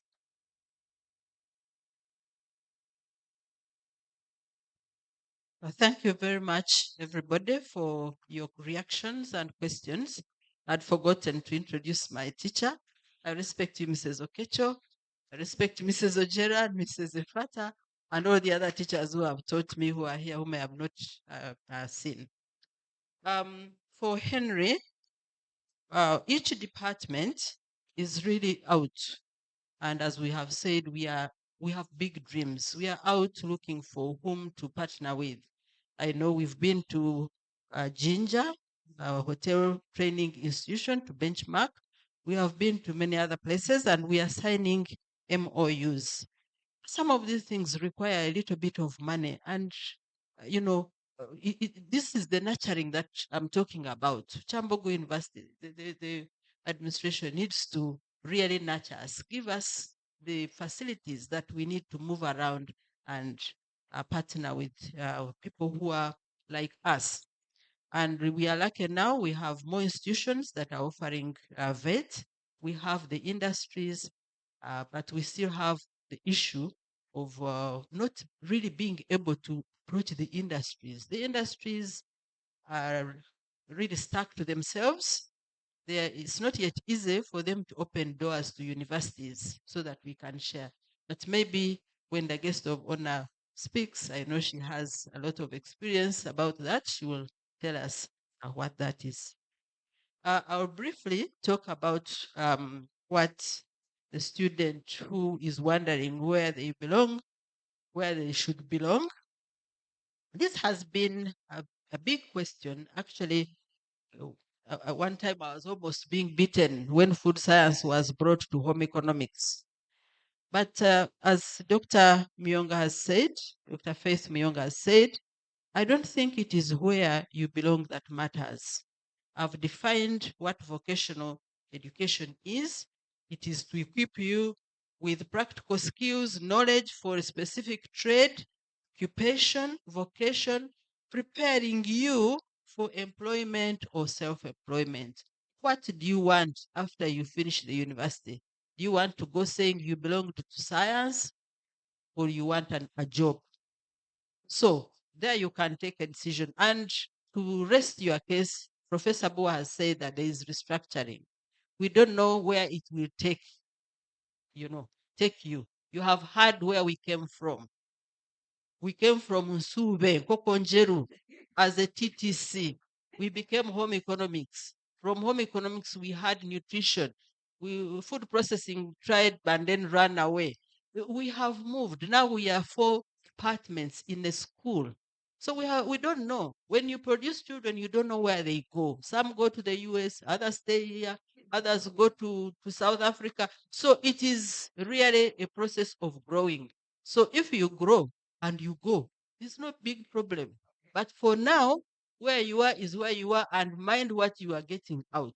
When I went for my PhD, I was doing a PhD in nutrition. I was in the faculty of medicine. So am I a doctor? And I don't go talking about it. I was in the faculty of medicine. No, I did nutrition. And that's what is keeping me in Kyambogo University. Secondly, I have alluded to this, and I think I want to connect this to what I've just said, that the mindset has been the problem for vocational education. People still think that when you do art and design, when you do home economics, you are just going to be married and you remain there. No. Mrs. Okecha has told you, I did this subject from senior 1 up to now. Am I in the kitchen? Am I behind there? I don't regret, indeed, Mrs. Okecho. So let us change the mindset. And to my student whose father wanted her to do medicine, please rest assured that you'll be fine. You can even go for medicine after here, and you'll be a very good doctor. You have heard from him. He's a doctor practicing, and he's here looking for nutrition. He's looking for something else that can make the patients much better. So let us change the mindset, and then we shall be good to go. Then we have, yes, the medical person has said it all, and I'm glad that you're here. Robert says, he's the one who wants us to have a small factory where we can produce vitamins and supplements and so on. I think that is part of the nurturing that we need from the government through Kyambogo University. We get these machines we get labs where people are going to spend nights. When I was in Oslo for the PhD, people were sleeping in labs doing, clinical nutrition. They are there busy in the labs. So if we can also have these labs and we have our electricity on 24/7, who can do this work? I mean, there's nothing special. So I think that is what I can say. If there's anything that I've not answered, we can do it quietly. Thank you very much. Let's give Dr. Muhozi a big applause, ladies and gentlemen. Dr. Muhozi, thank you so much. From the beginning, you've been inspiring us on how to continue advocating and supporting vocational training in the country. And like I said before, I don't think we could have had a better keynote speaker. At this point in time, I would like to invite our dear Dean to invite our US, who is going to invite our BC, who will invite our guest of honor. Program tugenda kitwalana speed ya yiri so that we are done by 2:00. Thank you so much. Thank you so much, Dr. Faith. Ladies and gentlemen, applause to the Master of Ceremony. Yes, RSA, she's also my boss because I belong to her department. So I must tread carefully. Ladies and gentlemen, we really thank you so much for this engagement thus far. Since we said in the interest of time, somehow we have altered the agenda. We believe that we shall continue even after that alteration has happened. But at this juncture, in the interest of protocol, allow me invite our university secretary, who is also the accounting officer of the university, to say a word or two, maybe answer some responses which you could have picked, but also in the same vein, use that opportunity to invite the Vice Chancellor to address us. And then later on, the Vice Chancellor will do the needful. So at this juncture, allow me invite Salongo Arthur Katongole to address us. Salong.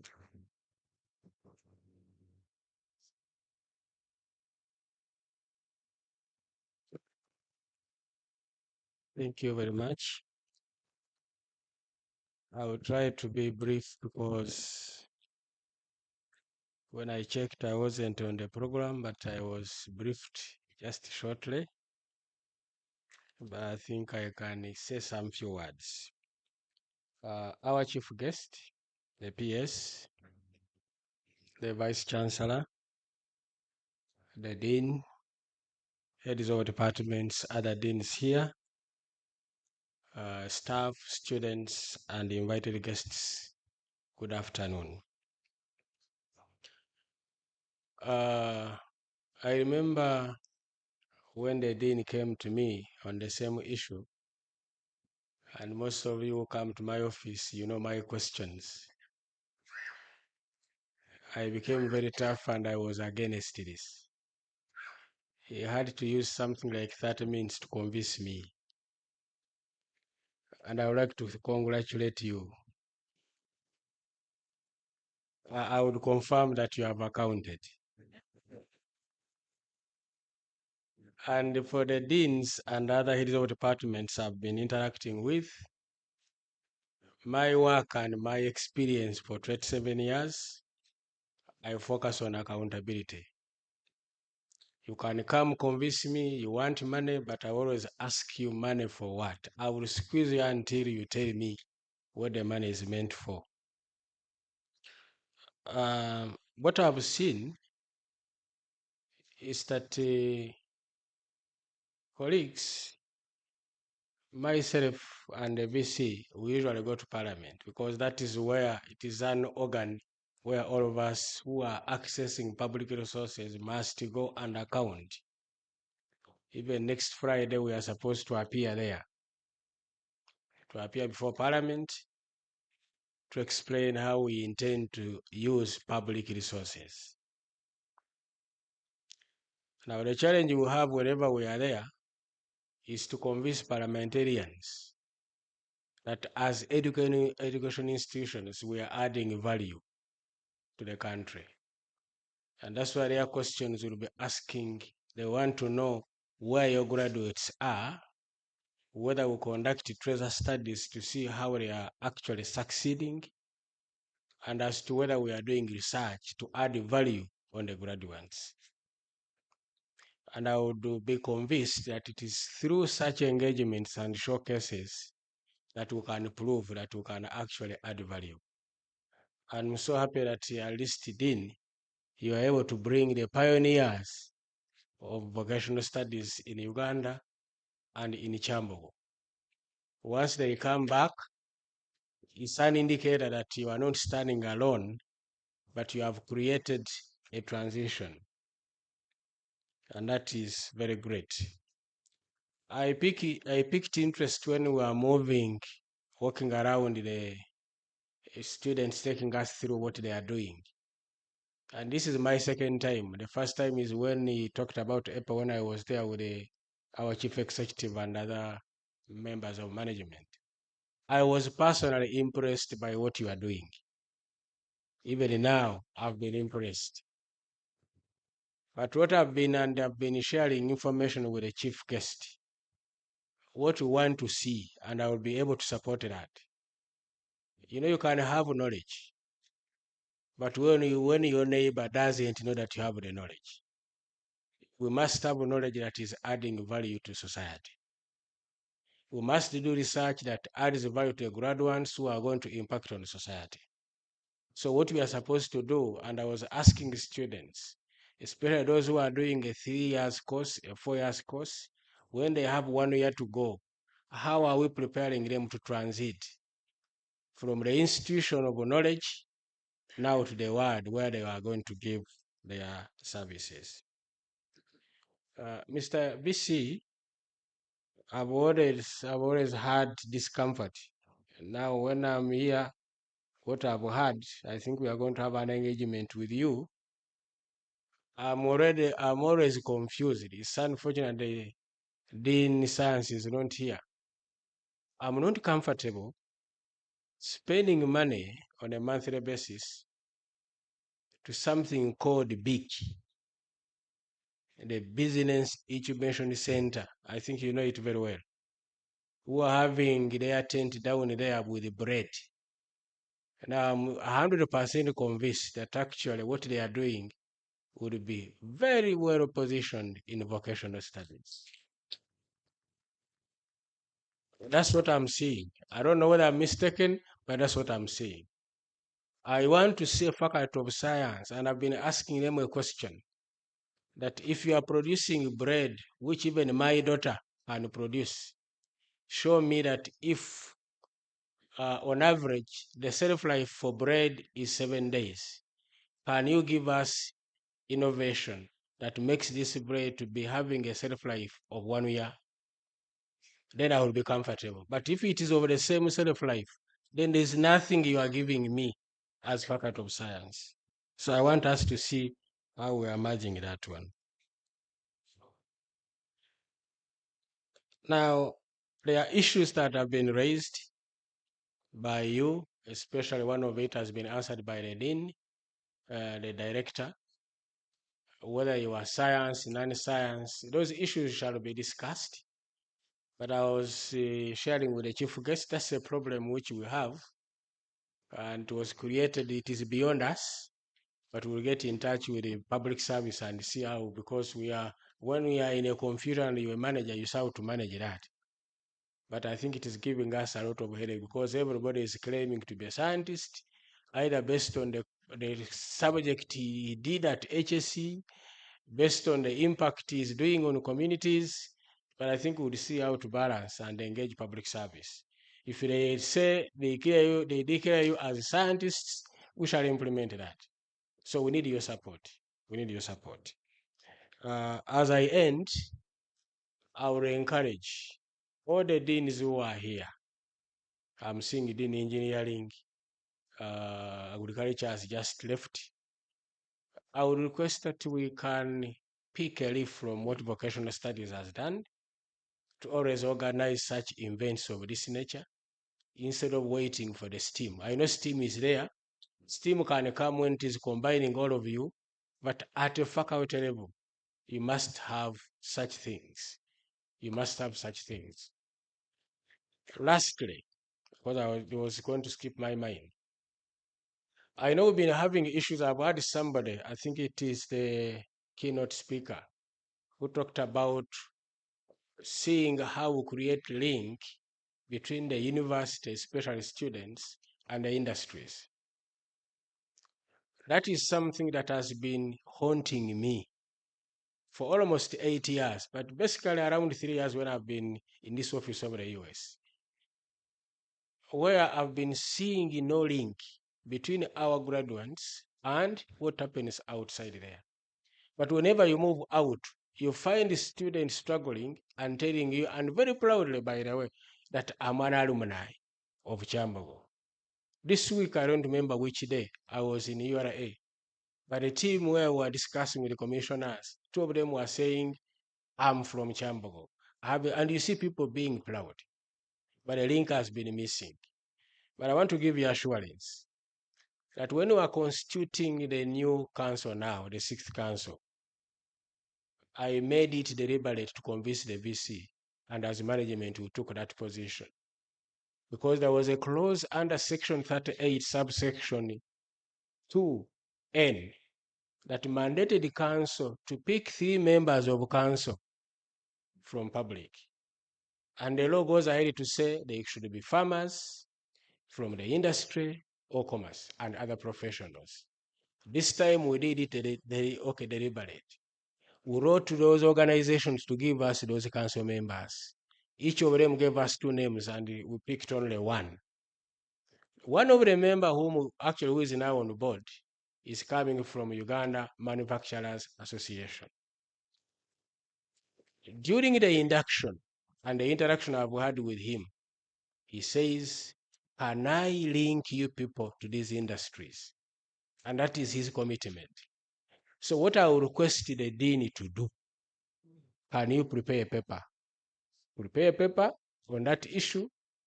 I will ensure at least this member of council interacts with you. The VC will be there. The DVCF and A will be there. So that will create that linkage. That is the only way we can have impact. To convince even parents now as we speak, senior 6 leaders are out. You don't know how many parents are calling me, consulting on which programs. Unfortunately, none of them talks about these programs. And yet these are the programs which are demanded outside there. So there's a lot which we need to do. And together, I think we can achieve this.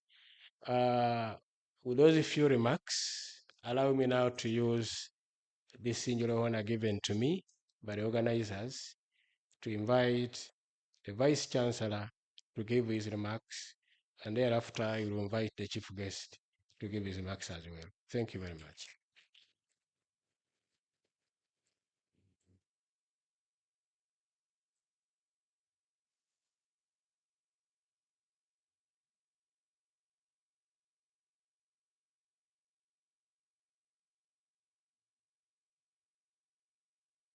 Is it good afternoon? Yeah, we were supposed to be here by 10, but this is a good afternoon. Yeah, I can see you are all enjoying ourselves. Yeah. So, the Permanent Secretary, Minister of Education, distinguished officials from government, ministries and departments and agencies, development partners and friends who are here, the University Secretary, thank you for inviting me, the BASA who was here and other top management officials who are here, the deans of schools and faculties. And here, I really want to welcome the former deans and heads who have retired and the current ones. I really want to welcome you here, the HODs, the teaching staff and non-teaching staff, our beloved students. I've seen alumni outside there and the invited guests, ladies and gentlemen. This is a special day for this university and for this school, but I think it is one of its kind. So of its kind, yeah. And the first one, maybe others have been called other days. I was wondering whether this is the vocational studies day or the day of vocational studies. I don't know the difference. Is this the vocational studies day or the day? Maybe it means the same. So I want to welcome you to Kyambogo University as we commemorate the inaugural day of vocational studies. A special welcome to the Permanent Secretary, Minister of Education and Sports. It is an honor to have you join us today. What is also your home? If there is anybody who understands and knows this place, it is the representative of the Permanent Secretary. Those who have been here for some time and those who worked in the former UPK, she studied here, so she's really home. So we really appreciate your presence and support. Kyambogo University has been pioneering in promoting vocational education and training in Uganda. As much as we say since 2001, when you mention Kyambogo University, the Act pressed it at 2003. But you know, that was the transition from ITech to Kyambogo University. And I was interacting with the dean.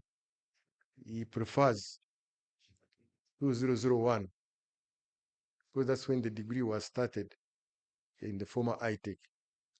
So the university has remained steadfast in its commitment to vocational education, beginning with the faculty of vocational studies, where Professor Abua was a dean, and then it has transited into the School of Vocational Studies after restructuring. The former dean was saying there was a push and pull. Where do you put this? Where do you put the other? As much as we say where you are does not matter, but there's a time when it matters. We are talking about this program in engineering that has educational component. As much as they do the same program, but as long when your document reads vocational education, they cannot call you an engineer. They cannot. But that some of these issues came about, well, as much as we got public service, the merger. People belonged somewhere, and they didn't want to move from where they used to be. I had a problem with the physics and art and School of Art on the Kirini, the other side. Physics says it is mine because we do material science. This one said, but we also have our clay, that's where we burn, that's where it is all material science. But these are just temporary. As the university grows, as some of us who were part of the old institutions exit, the story to the new ones will be different. They look at things differently. But for us, we are still stuck in the old. But also, I wish to inform you that the restructuring is supposed to be reviewed.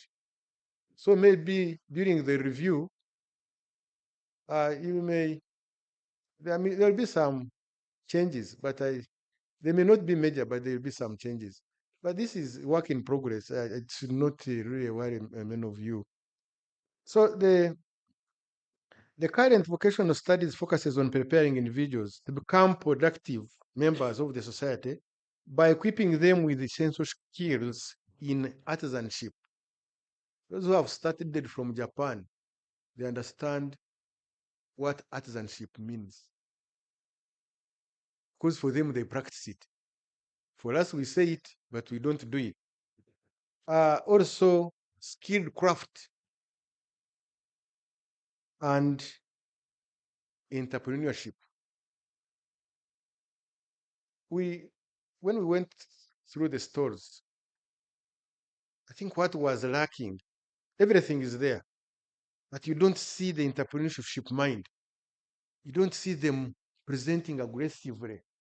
They are talking as if, you know, you cannot sell. People want people. You know, all of us are capable of spending money. Do you know why these Batembeyas get money from us? They are very aggressive. You buy what you don't want, what you are not planning to buy. And this is what we lack. We are lacking. We have the skills. We can produce good things. But those soft skills of communicating and being aggressive and being entrepreneurs is what is lacking.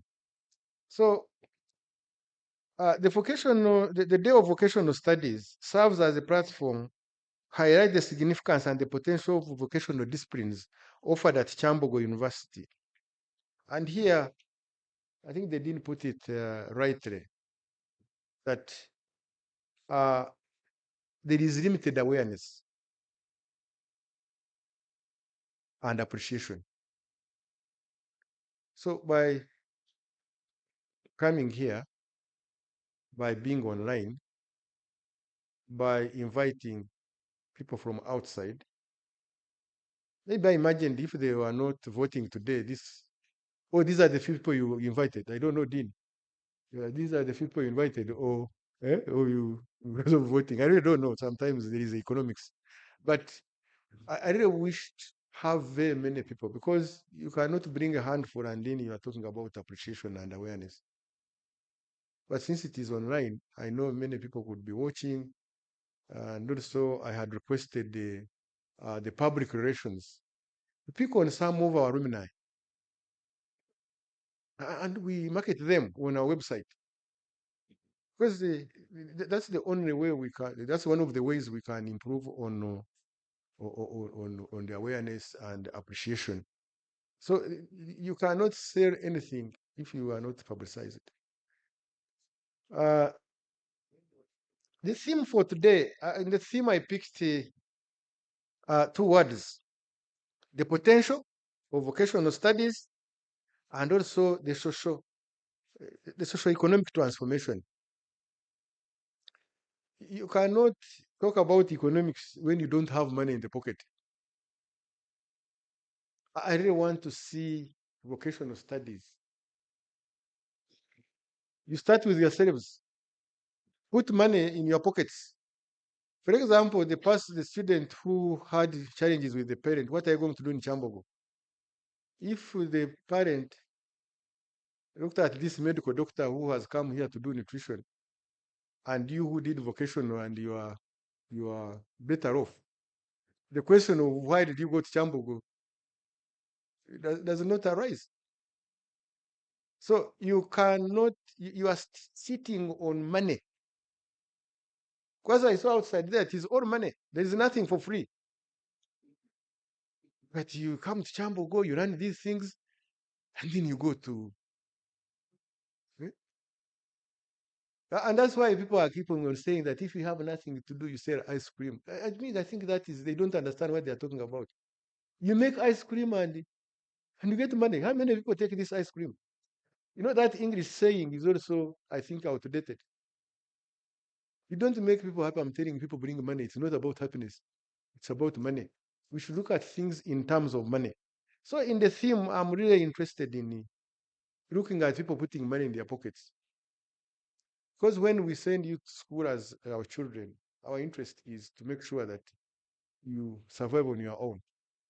So if I wanted you to become a medical doctor, if what you study gives you money, what do you want?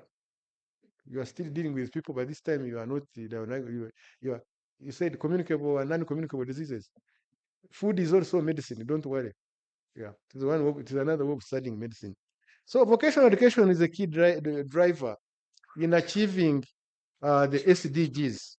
So by commemorating this day, we showcase our vocational-based academic programs, professional discipline, and practical skills. This also helps in increasing our visibility and the programs. We are selling our programs. And what worries us is the same question as the parent were asking. When we advertise, we don't see many students applying. As the US said, when parents call, they don't ask any program in vocation. They don't. And why?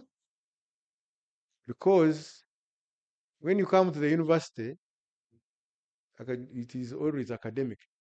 And I hope government will give us direction on how to handle.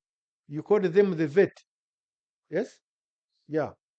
Because you cannot mix the two. This one cannot go to National Council for Higher Education. It should be taking a different route where you don't need PhDs and but you need the skill that can help you make money. So the School of Vocational Studies has been strategically structured in the structuring, and with these departments, we saw them.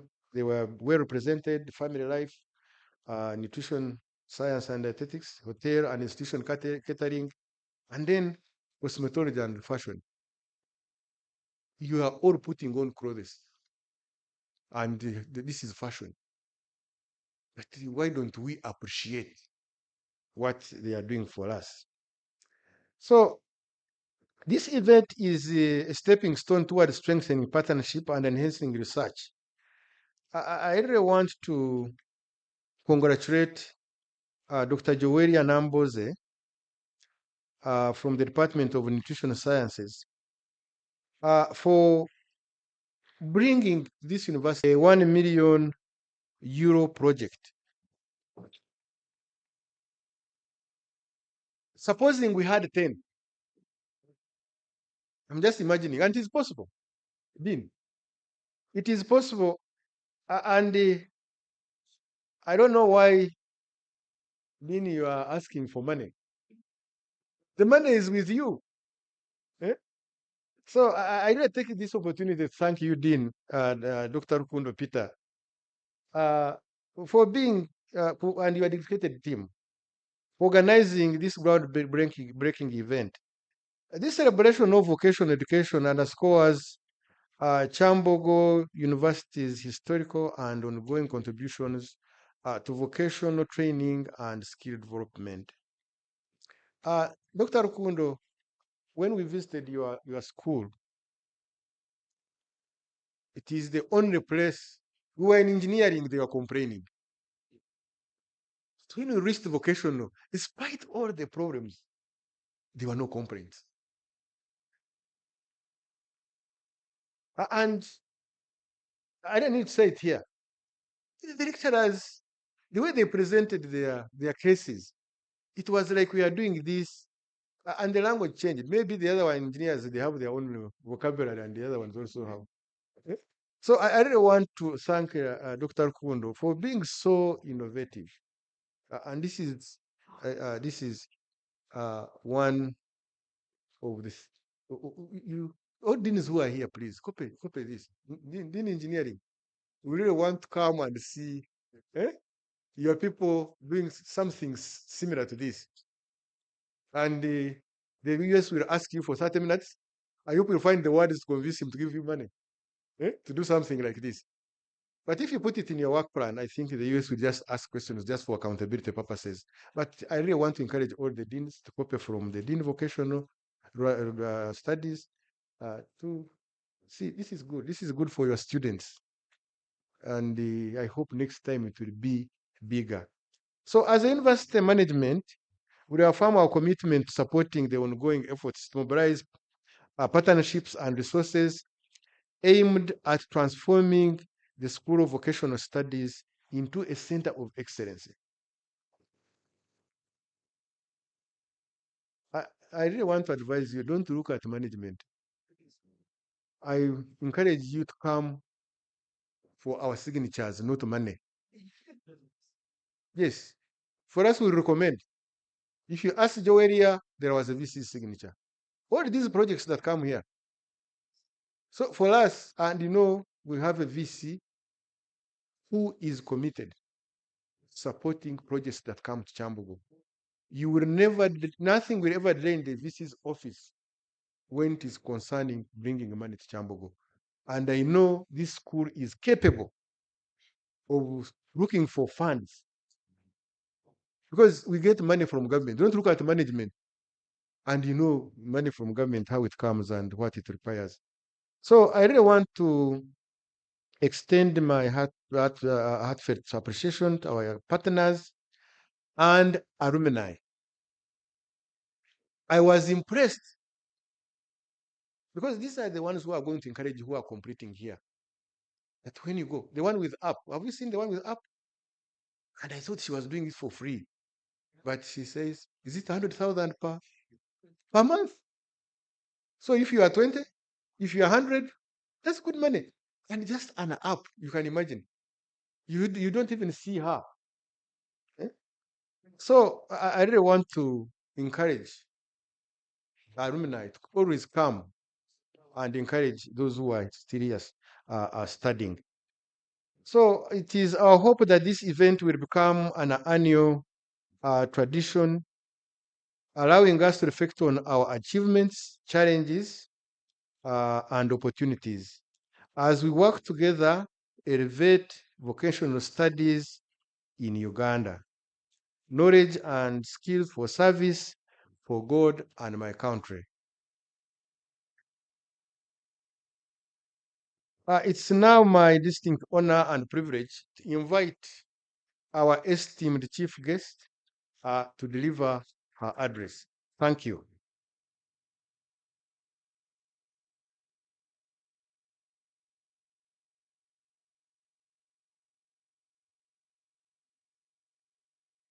Good afternoon, ladies and gentlemen. My name is Roy Muhwezi Abeine, and I'm not the Permanent Secretary, Ministry of Education and Sports. The Permanent Secretary, Dr. Headrest to the agenda, had a commitment, but around foot soldiers, she thought I was fit for this function. I will just say a few words before reading her written speech because I think I should do that. The Vice Chancellor, the Deputy Vice Chancellors, Dean School of Vocational Studies, the Deans of other schools and faculties present, heads of departments, members of the teaching and non-teaching staff, esteemed educators, students, professional bodies, distinguished guests invited, members of the press who are our partners in education, ladies and gentlemen, good afternoon once again. I am honored to be here representing the Permanent Secretary, but I'm also happy to be back home. I was a student here, 1988 to 1990. I came back 1991 up to 1993. 94, 95, I was requested to remain here as a part-time lecturer in UPK in engineering. The role which I carried part-timing, continuing university, came and found me here, part-timing, but doing my other things. That is the beauty of vocational education. Until I think 2003, I came back here as a workshops manager. I think my office was somewhere there, still in vocational studies, near I think art and design, somewhere there. I worked up to 2005. I switched jobs. But I was working somewhere else. I came back as assistant lecturer because I was lecturing. All that time I was lecturing in School of Civil. I came back and switched and went to computer science up to 2007, but I was not here. I mark that word. I was not here. Because for vocation, I don't believe you should be here. You should be in industry. You just come here to exchange views, but not glued on your desk that I'm lecturing here, I'm studying here. No. I came back up 2007 when I quitted and went to Ministry of Education. And it was a calling still related to vocational education, because where I used to be on sites, I was not happy with the products. So I said, let me go to Ministry of Education, where the cooking is, and see how they cook these people. Now I have moved through the ranks, and I'm the commissioner for technical vocational education and training in the Ministry of Education and Sports. Now, that background, I'm not giving it for the sake of giving it, but I wanted to answer questions which say vocational is for failures. When you look at me, do you see any failure in me? Do you see any failure in me? You don't know. You wouldn't be here representing a permanent secretary if I'm a failure. That should really show you that I'm not a failure. But I also want to tell people it's because people compare tomatoes and onions. People want to compare vocational education with other types of education. Then when they are looking for definitions, they define it as abarema. When I had just joined the Ministry of Education, people would call me. Now they no longer call me because they know my answer. When results would come, people would call. I'm going to say it in Uganda. Those who don't know Uganda, ask your neighbors. You'll call, omwana wange yakoze bubi. Literally meaning, my child did not perform well. Bangambye nti mwe musobola kumutwala. That for us in TVET, we can take that child because the child failed. And they would not understand my answer.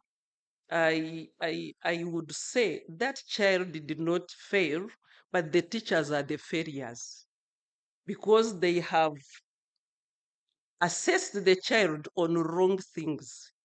And that's what happens. And I am happy I'm saying it at Kyambogo University, which is known to be the best university in producing teachers.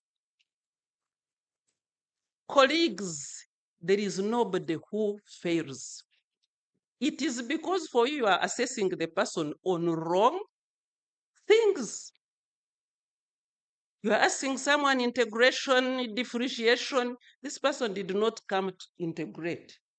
And he was not even born to do integration. He was born to be a designer. Even if he had not gone to school, he would design. Now he has come to school for you to nurture this person to be a professional designer.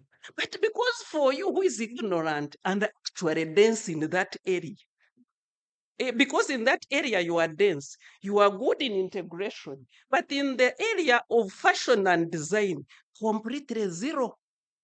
Now, for you, you are comparing yourself, who is zero, with the other one who is ahead of you. So what we do in VET, on TVET, we look at a person because it should be really someone's wish and love and attitude. And then we nurture that person. And at the end, people do well. So I have gone into all those professions. And I want to say, those who want to be scientists, I had questions. Why do you want to be a scientist? You are not supposed to be a scientist. Like, for example, for me, I have a degree in civil engineering.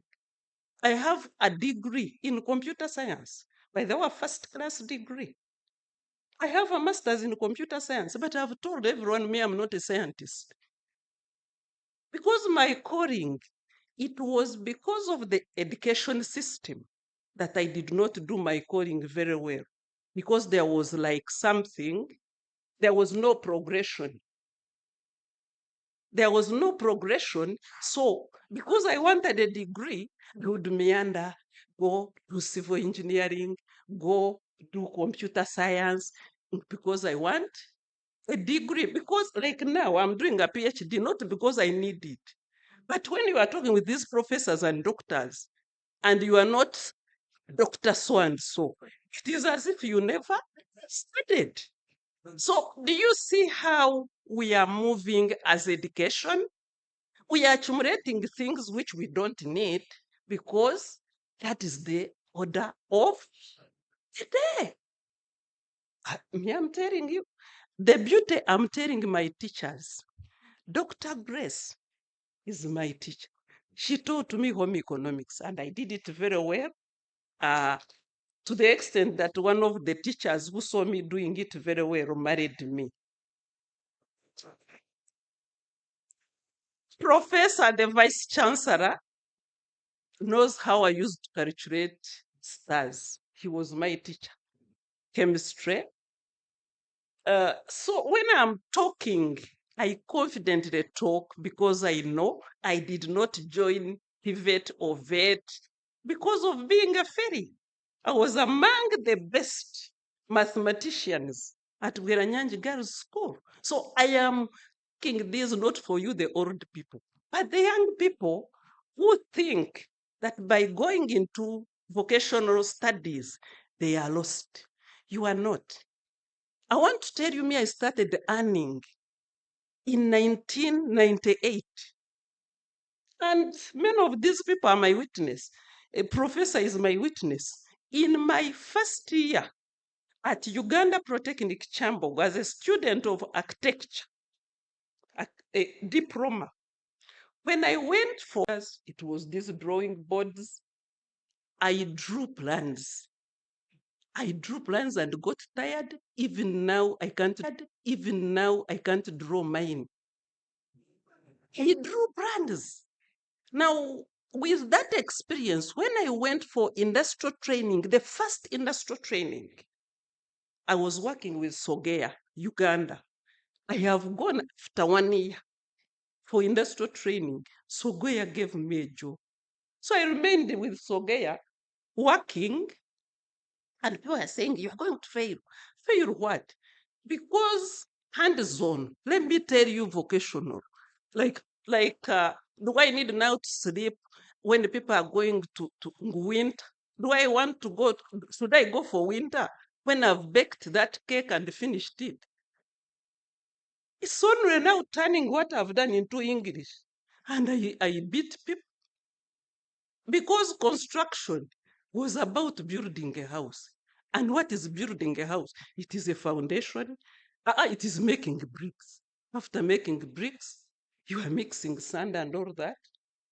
You do foundation, you do walls, you put a ring beam, you roof, You start plastering and all that. Now, if I have done it from Monday to Friday, from January to the same, what am I going to fail when you bring your paper, you professor? Tell me what? Even if I dodge you, I am not encouraging you to dodge. If you are dodging to go to Angenois, you will fail. But if you are to make money, tell Dr. Grace that, Dr. Grace, I know you are also looking for money. They have given me a wedding cake for 30. Are you calling it tires or whatever? Tears. I don't know whether they are tires or tears. But it is for how much? Like 30, like 3 million. You say, I am bad off. The wedding is on Saturday. So you are not going to see me. That's what we used to do. Mr. Mutazindo was my lecturer. For us, we would tell him, say, you know, Mr. Mutazindo, you are not going to see me. I have a kamori. We used to call them of mori. I have a kamori which I must deliver. The client is on me. Then the next day, he's the one who brings you the plan. Himself. Now, Grace will be the one next day to bring you, because for her being a doctor, what? She knows the PSC, she knows who, she knows. So she has a lot of orders, which she cannot finish. So the next day, it is now a colleague talk. Do you know? Now, Dr. Grace, my mother said, I am taking a lot of electricity. And I come on Saturday. Then you now start being at Dr. Grace's home. You are manufacturing cakes. I'm just giving that one example. So for me, since 1998, I've not stopped working. I have resigned 4 times to go and rest, but I've not even been allowed to go and rest. I'm still working, and I have never gone anywhere to bribe for a job. I don't need to. You either need my skills. If you don't want, I walk out because I have where to go. So to me, when I'm talking about vocational studies, I don't know what I can say. And I congratulate you who feel associated with vocational studies. Because I mean, life is not about how many papers you have. Life is not about the English you speak through the nose. Life is not about calculating stars. Life is about what do you bring on the table. Life is about what you offer when someone hires you. So people will look for you. You don't need to look for people for a job. When you have done vocational studies, go and create jobs. I can talk and talk until cows return when I am talking about vocational education, because it has made me what I am. Not the degrees I have. No. No. It's good to be educated because you also rub shoulders with the educated people. But it is good to have hands-on skills. That is what will sell you. That is what will develop Uganda. That is what will chase poverty from your clan and the whole village. I know you may not have liked such a talk because I've seen people who are even say, yes, you may even ask me, Dean and the Vice Chancellor, you may ask me, then what shall we do with other courses? There is no course actually which is not vocational. That's why I was wondering when people want to migrate. When I was doing my master's in the Netherlands, I was doing security of systems in computer science. Now you can imagine an engineer now doing security of systems. Because when I finished the bachelor's, they said there is a scholarship. I first asked myself, scholarship, only I was looking for only a degree. Now I said, let me go. But I realized that it has enhanced my skills. But surprisingly, there was a person from Tanzania doing a PhD in history. But we would sleep in the lab with that person developing a database for a museum. Do you realize that there is no subject, no course, which is not hands-on? It is the way we teach them. I hear people say, review curricula. The curricula in Uganda has no problem. The problem is how we implement the curricula. So if it is history and you are teaching people about Ngoni, about who, yes, it's history. But if you are teaching people how to retrieve data in Uganda Museum, that is hands-on and it becomes vocational. This historian would code more than us. The coding, you can imagine he's a history PhD student, but he's doing coding with master's students of computer science.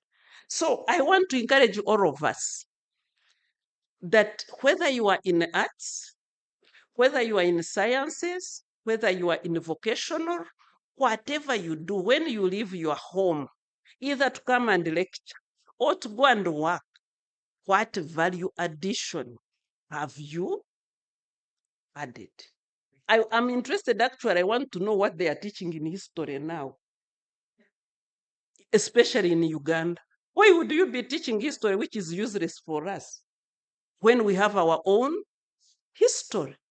So those are the things.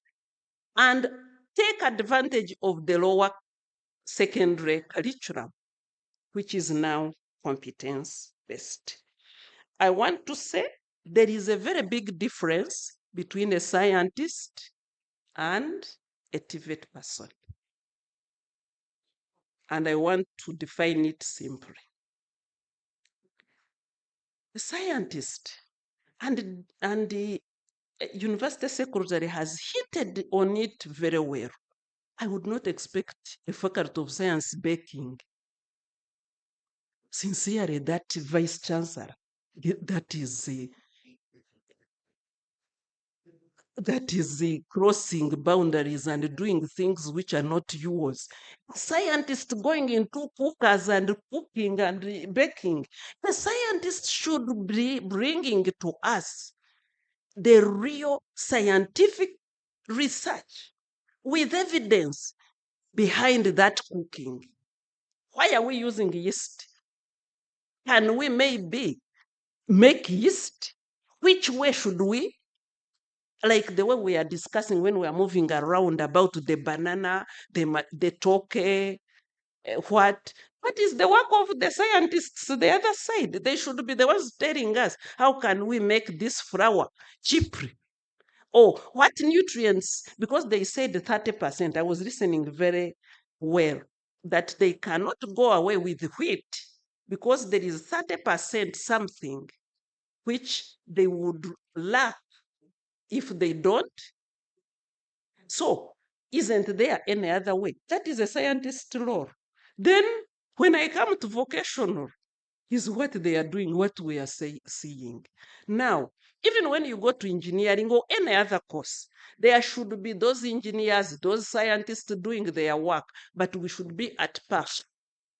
For them, they have their role to do all the science, all the research, all the designs. For us, we are supposed to have products and services. So that's why for us, we are saying now, we should have a technology university, not these general universities.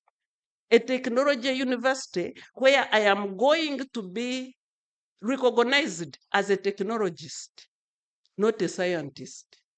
That's why I've never registered as an engineer. Because me, I'm not an engineer. Engineers go and pocket on the site and they talk. Me, when I go to the site, I do the work. I'm a technologist. So I don't need to be called an engineer. And actually, many people don't know that I did engineering. Because I don't just follow again that because everyone is registering an engineer, I register as an engineer when I am convinced I'm not an engineer. I go now to the PSC's speech, but before I go there, education is a key to success, but TVET is a master key. I know the education is, you are not going to clap, but I don't mind. Education is key too, but the master key is vocational education. If you don't have any vacation, my friend, even if you have a PhD, you will ask for a water, it will not give you when you retire here. You will ask for a shirt, the PhD will not give you. So I want to encourage all of you who are almost retiring with PhDs and masters and what, to enroll for a vacation. Because you are going to die very fast. Because you'll be at home, your colleagues will not call you. That's what happens. Nobody even calls you when you go. Even your students forget about you. Even your colleagues forget about you. But I want to tell you, if you have a vacation and you are doing something, your clients will not forget you. Even the rest of the people will come for consultation. That's why you have called most of these professors and deans who went. So I want to encourage all of us to have a vacation. Education is a key, but TVET, or what you call, is the master key. And without a master key, if the key gets lost, you are gone. Now, back to this mighty speech. I'm not a speech people, but I read it. Ladies and gentlemen, I convey to you all warm greetings from the Honorable Minister of Education and First Lady, Mama Janet Kataham Seven, the Ministers of State, and all the fraternity of the Ministry of Education and Sports, where you also belong. It gives me great pleasure and honor to join you today on the commemoration of the inaugural day of vocational studies at Kyambogo University. And I indeed welcome you all in your various capacities to this special day. As you are well aware, Uganda's population is currently estimated at 46 million and projected to be 100 million by 2050.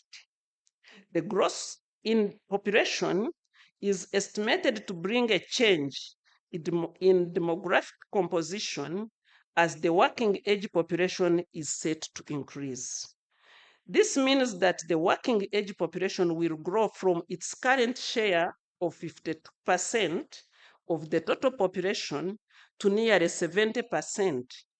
That is approximately 70 million people are expected to be economically active in 2050. I repeat, 70 million people, young people, will be economically active by 2050.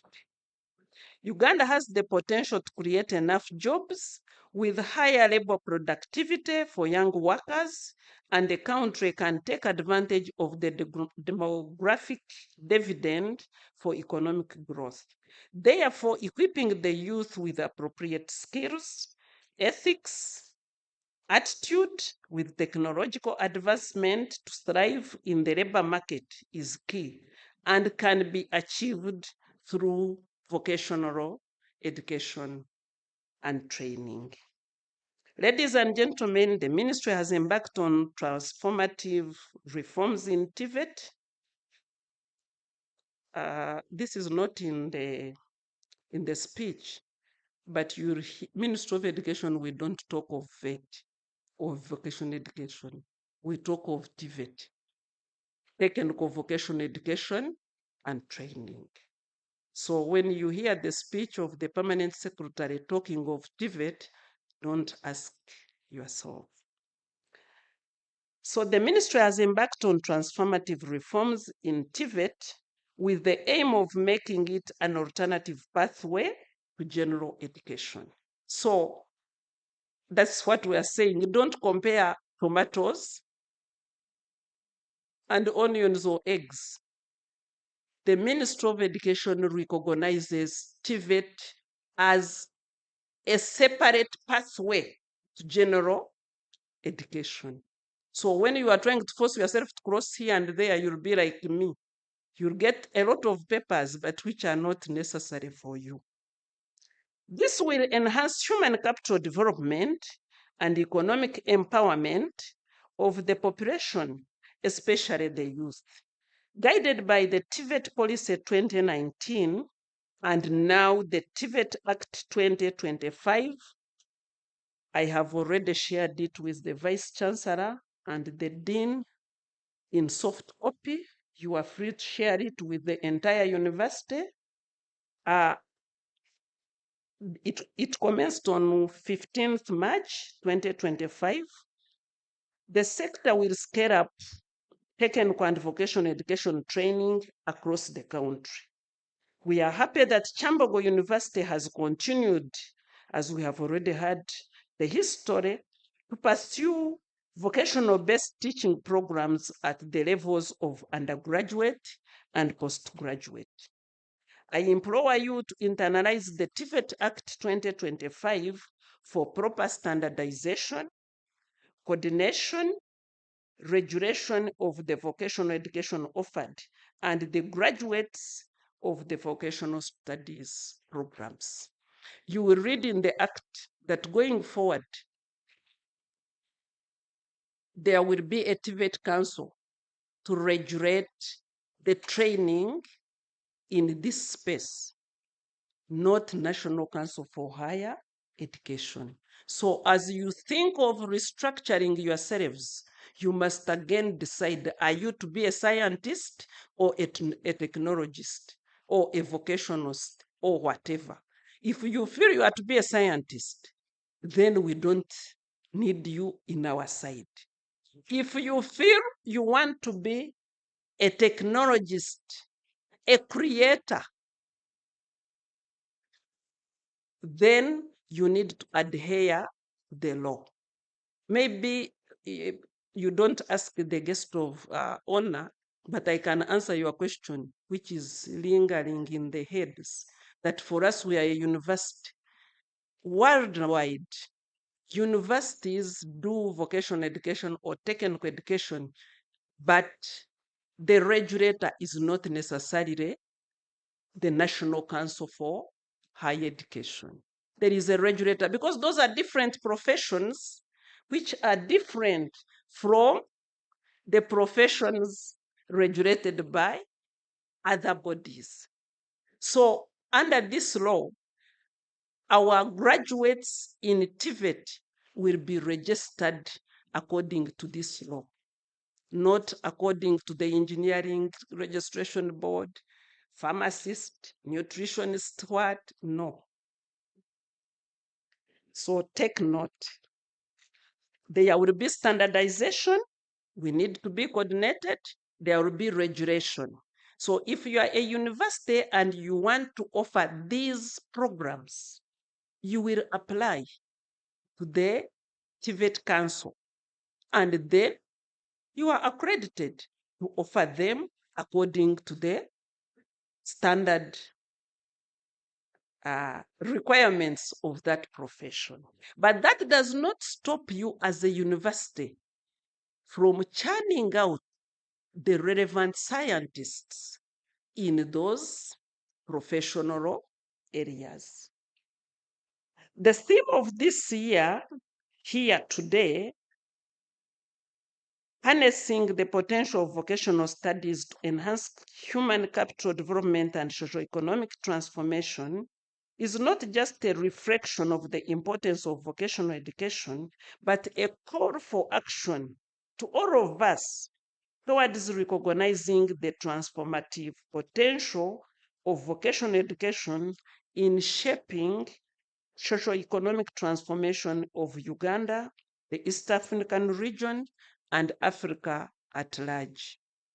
Ladies and gentlemen, the Uganda Vision 2040 and indeed the National Development Plan 4 emphasize the need for a skilled workforce to accelerate national development, job creation, and enhancement of production. Vocational education is the key. Actually, it should be the master key here, but I'm not allowed to edit my boss's speech. Vocational education is the key to unlocking the potential when our youth are equipped with practical skills necessary to transform the Ugandan society, a modern and prosperous one. The School of Vocational Studies, therefore, is crucial, Vice Chancellor. The School of Vocational Education Studies is very crucial in ensuring that students are well equipped with both the knowledge and hands-on experience they need to thrive. The Ministry of Education and Sports is committed to support technical vocational education and training through many initiatives, such as curriculum reforms, strengthening industry partnerships, and on that note, the TVET Act 2025 establishes sector skills expert committees. So through the sector skills expert committees, I think the university and the school in particular, you can take that chance to ensure that you are enhancing the partnerships with the industry. The ministry is also committed on infrastructure development and ICT, and I think you have seen a lot of development in Kyambogo University, though it was more focused in, I think, in engineering and those other. So I want to believe that the university will prioritize the School of Vocational Education to ensure that it has all the required facilities, trainers, to ensure that they do what they are supposed to do. The Ministry of Education is also committed to inclusiveness and equitable access. And every young person should be given a chance to access quality vocational education and training. And for that matter, the Ministry of Education introduced scholarships for disadvantaged groups, such as special needs, women, and refugees in TVET. And I think the fifth call have just ended. So encourage your students, encourage your relatives that when the Ministry of Education advertises, they can get those sponsorships. To the educators, trainers, and administrators, your role in shaping the future of our country cannot be overstated. And through your dedication and commitment, you are transforming lives and empowering students to become innovators in their chosen fields. We thank you and encourage you to work closely with the industry to remain relevant at the labor market. I would like to extend my warm congratulations to you all for the commitment, hard work, and achievements that we saw today in the exhibitions. Congratulations. To the students, vocational education may look more to lead into a blue-collar job, which many of you don't like. You want to put on smartly. I wish you could meet me when I'm not here in these attires. Dr. Evelyn knows where at times I am when I'm not in these attires. Don't look for blue collar jobs. I mean white collar jobs. Your vocational education leads to blue collar jobs, and that's where money is.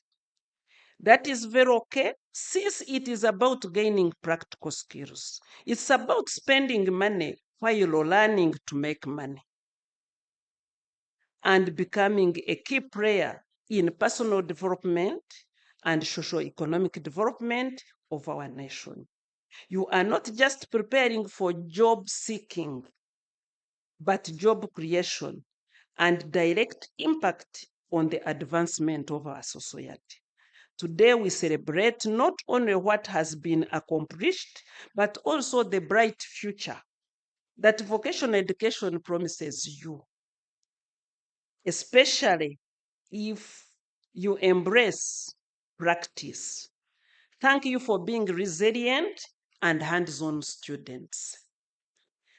As we have heard from Dean regarding and all other speakers regarding the magnificent school, I think Vice Chancellor is the one who has talked about it, or School of Excellence, it is desirable and of essence that we build more partnerships and strengthen our research and deepen into education disciplines. This is the only way you will make strides and also get funding quickly. You may even explore mainstreaming some of these courses across different programs of the university so as to produce graduates who are employable and or job creators. I've just given you an example of history, how it can be embedded with ICT and ceases to be an arts, the way you call it, arts. So the PS is encouraging us that if these vocational studies are spread across, then the university would be capable of churning out employable graduates. With the competence-based lower secondary curriculum gaining popularity and learners embracing science subjects, the future of higher education institutions need to be more innovative and hands-on to embrace these learners. Therefore, the university can position itself strategically, be a leader, not only in vocational studies, but also producing competent teachers for competence-based curricula. As I conclude, I look forward to the continued success of the School of Vocational Studies and all graduates and innovations that come from it. In effect, I invite the school to embrace the provisions of the TVET Act 2025 and position where the vocational programs and graduates are enough for future opportunities that come with the legal reforms. It is my hope and wish that you continue to inspire, innovate, and lead the way for a brighter future. Once again, I congratulate you all for this memorable day and wish you all the best. Thank you very much for listening. For God and my country, signed by Dr. Kedres Aratuliagenda, Permanent Secretary, Ministry of Education and Sports. Thank you.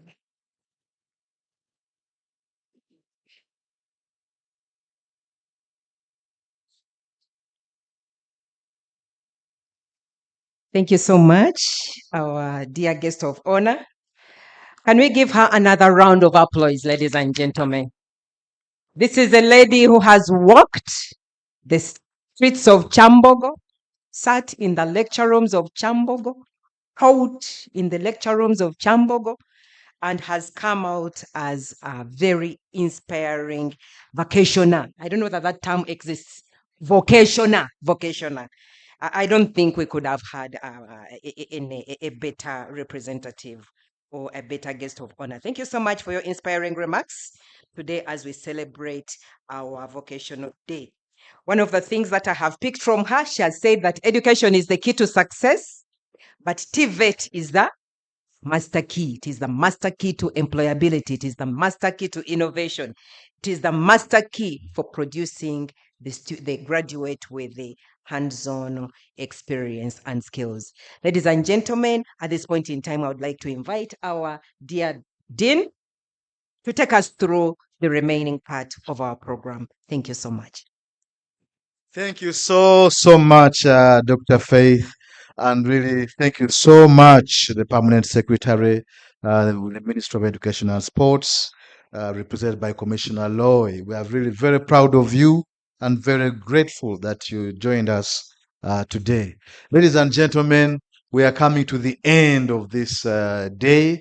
We really apologize. We have taken a bit more time than planned, but nonetheless, we really wish that you grant us 1 or 2 more minutes to cut the cake, but also before that, to recognize outstanding colleagues with us here who have contributed significantly to the advancement of vocational studies at Kyambogo University and Uganda at large. So, ladies and gentlemen, it's difficult, but I was kindly requesting that the high table will stand forward as we bring the plaques to hand over to our distinguished colleagues. And then after that, they will straight away cut the cake, and then we shall proceed to have our lunch, which has been called, but hopefully the warmers will start to get on now as we prepare to have our meal. So, guest of honor, Vice Chancellor Sir, and University Secretary,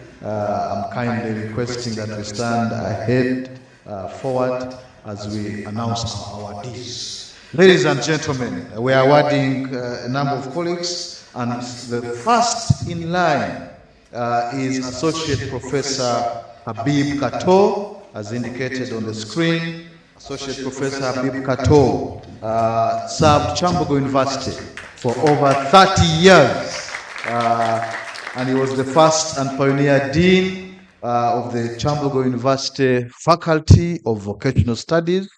And today we give him a plaque for his outstanding contribution to the advancement of vocational studies here at Kyambogo, but also in Uganda at large. He served in various capacities, but above all, he retired as an associate professor of Kyambogo University.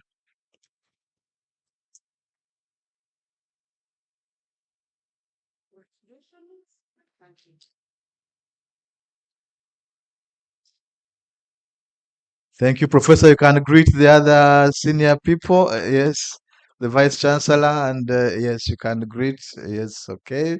Thank you, Prof. The University Secretary. Thank you so much. Ladies and gentlemen, the second person to be recognized is Associate Professor Peju William. Dr. Kato, thank you so much, Prof. We can guide Prof to take his seat. Yes, the next awardee is Associate Professor Epeju William Faustin. Professor Epeju William also served Kyambogo University for over 30 years. He's not here with us today, but he delegated Dr. Irene Tambula, who's with us here, Blenzibuto, to receive on his behalf a former student who's receiving on behalf of Professor William Epeju, who's unwell, but he sent us regards. He served as the Dean of the Kyambogo University Faculty of Vocational Studies from 2009 September to July 2012. We appreciate his service. Next in line is Professor Bua Bosco. We apologize, they could have misplaced that associate, but it's Professor Bua Bosco, still serving with us here at Kyambogo University, currently the Director of Research and Graduate Training at Kyambogo University, a Professor of Agriculture, who served the longest serving dean of the Kyambogo University Faculty of Vocational Studies from May 2012 to July 2016. We thank you very much for the service. Next in line is Dr. Evelyn Barugahara Isingoma, the immediate former dean of the School of Vocational Studies, the pioneer dean of the school, who served from the period January 2022 to January 2024. She has been a strong educator, a home economist, hotelier, and now the deputy director of research and graduate training. Ladies and gentlemen, the fifth person to be recognized is Dr. Mulebeke Robert. Dr. Mulebeke Robert is currently the Dean of the Faculty of Agriculture, where we also have programs in the BVOC Agriculture and others. Of course, when we are still as the faculty, he played a significant role as the former head of the Department of Agriculture, and we really recognize his outstanding contribution to vocational studies. Ladies and gentlemen, the next in line is Dr. Mutunji Emmanuel, currently the Dean of the School of Art and Industrial Design. He was also head of department of the former Department of Art and Design, and therefore a very strong contributor in the field of vocational studies. Dr. Mutunji has served Kyambogo for over 20 years, and he's represented by Dr. Joan Kechimuli here with us today. Yes, ladies and gentlemen, now we go to recognize outstanding former heads of departments who shaped home economics to the current school as it is. And historically, we start with Mrs. Gertrude Ojera, a colleague who served Kyambogo University for over 35 years, recently retired and about to complete her PhD study. And Gertrude Ojera has been a long-serving home economist professional, a historical head of department who pioneered many of the programs that we have today, and indeed a great contributor to vocational studies at Kyambogo University and Uganda at large. Ladies and gentlemen, the other awardee to be recognized is Mrs. Efata Sicily, a former head of department, a historical teacher in home economics, and also someone who has served Kyambogo University for over 30 years, recently retired, but still with us, and a very strong and passionate promoter of home economics, a teacher of many. And indeed, we appreciate her service in the advancement of vocational studies. Ladies and gentlemen, the next in line was our keynote speaker, Dr. Grace Muhozi. We cannot go without mentioning IT. Dr. Grace Muhozi was also a former head of department of home economics and also an outstanding colleague who has served the university for close to 30 years or thereabout, and also currently a senior lecturer in the Department of Family Life and Consumer Studies. We appreciate her efforts as she continues to serve us in various capacities. Ladies and gentlemen, the next in line is Mrs. Tenua Florence, also a former head of department, who will be represented by Madame Sarah Nambozo here with us. And Mrs. Tenua Florence also served as the head of department of home economics, but also an outstanding contributor to the field of fashion and design, recently retired, but also still very active in the promotion of vocational studies. And as Sarah Nambozo puts the one for Florence Tenua down, she'll also come to receive her own. So Miss Sarah Nambozo Florence is also recognized as the former head of department in home economics, and also an outstanding educationist for over 30 years in Kyambogo, and recently retired, but still very active with us in this endeavor. Ladies and gentlemen, those are our awardees. We really thank them so much for their contribution. And now at this point, we are heading to cutting off the cake. And we shall invite our awardees to also come forward. We shall cut the cake. I don't know, we should first have a group photo with the awardees. The awardees kindly come forward. Professor, the doctors, Efata, Ojera. The cake is for you to cut. So come forward for the group photo, cutting of the cake, and then the rest we shall head for lunch. Okay, we want the awardees to all be there and they cut the cake together. Okay. Yes, associate professor, someone assist there. They can hold their plaques. Someone, no man assist holding the plaques. Okay, okay, okay. Yes. Okay. I don't know whether the rest of us shall come behind, maybe. Is that better? Awardees in front. Okay.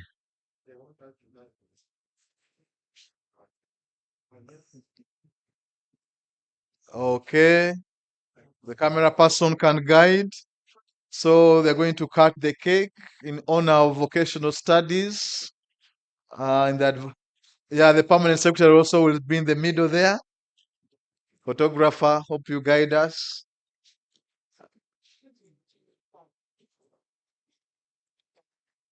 The PS has to be in the middle. The PS and the VC have to be in the middle, and the awardees. Okay. Okay. Okay. Yes. Associate Professor Kato can stand a little bit. Okay.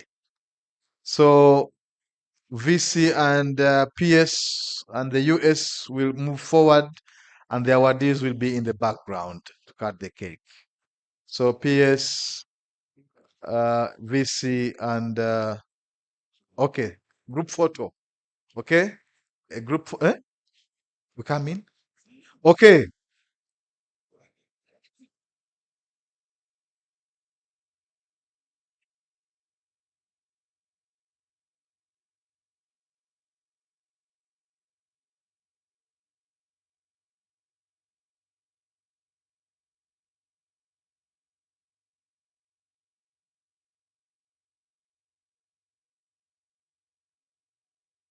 Cutting of the cake. We are going to count from 3 to 1. So PS and VC. 3, going 2. I hope we are ready there. They are going to 1.5. A moment, okay. The keynote, okay. Professor, okay. Okay. Ceremonial, okay. Okay, okay, okay, okay.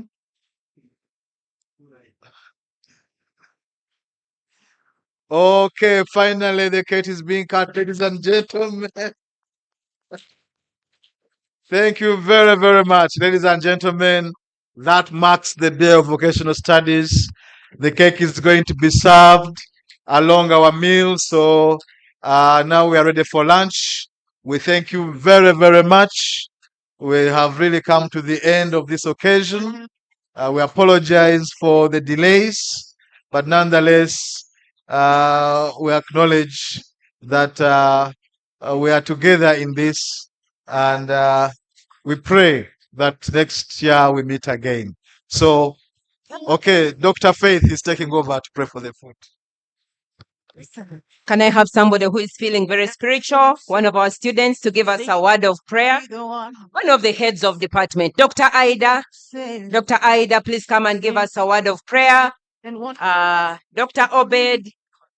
Dr. Obed, you will conclude the word of prayer. Madam Ayero, please come. We had our speeches, but they were put out. So begin the speech, conclude the prayer. For lunch. For lunch, for Johnny Mathis. Come back, we don't just us to say God is good. Yes, you don't just sung the praise. God is good. Oh, congratulations. A prayer thanking God for this for the vocational day from Madam Ayero Sarah. All protocol observed. Let's humble ourselves and we pray. Father, in the name of Jesus Christ, your Son, our Lord, we give you glory, honor, and praise for this day. We thank you for the gift of life. We thank you for every person who has made it to this day. And we thank you for blessing our day with good weather and making it a success. Almighty God, if you do not bless, nothing is blessed.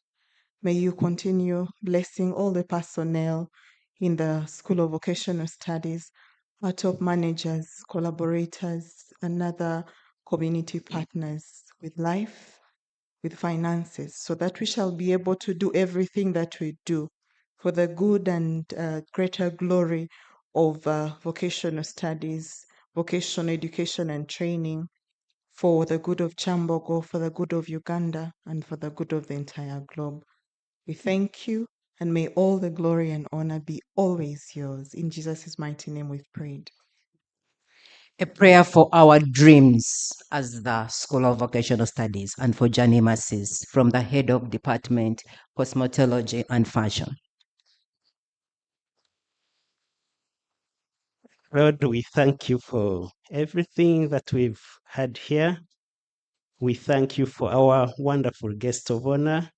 We thank you for our wonderful guests. We thank you for ideas that have been shared here. And we know that with you, everything will be as planned, that the school vocational establishment of excellence is coming to Kyambogo.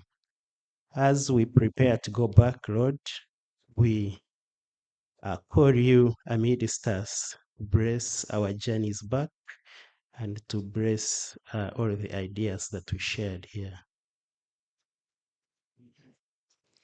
The last prayer from the head of Department of Family Life, a prayer for our meal, and also she will lead us in the words of the grace. Father, in the same spirit, we want to thank you so much for all the food producers, most especially those that have been trained from the Department of Family Life and Consumer Studies. Father, as they have prepared the food before us, we pray that you bless it, you sanctify it, may it nourish our bodies, and most especially, may it bring glory and honor into everything that we do and as we serve humanity. King of glory, we pray that as we part from this place, journey mercies may be for us. And Lord, even as we end this day, Father, may you go before us. And together may we share the words of the grace. And may the grace of our Lord Jesus Christ and the love of God and the fellowship of the Holy Spirit be with us all, now and forevermore. In Jesus' name, amen. I would like to request our dear Dean to lead our guest of honor and the BC and the team for the meal. I really hope they are going to join us. And then we shall have the front benchers also, the front benchers, but especially our Ds. Yes, after our chief guest, let's have our Ds. Please move for the meal. Our Ds, our heads of department, lecturers, please let's go for the meal. And then finally, we'll have our own students also join the line. Thank you so much. It has been my pleasure being your MC. God bless you.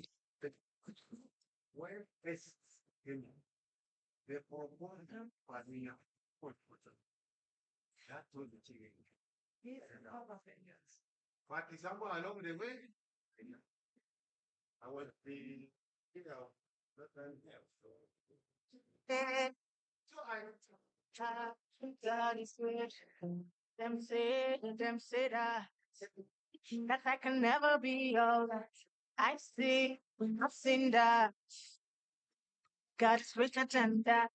Who come back with the Lord? Nobody. Change it. many years, many I have seen his faithfulness ever and ever. Yeah. I'm trying to done as I have seen it done. I'm grateful that he has done it, and I have come happy to just song to sing. My God is good. If I will come again with a new song of praise, my God is good. Congratulations.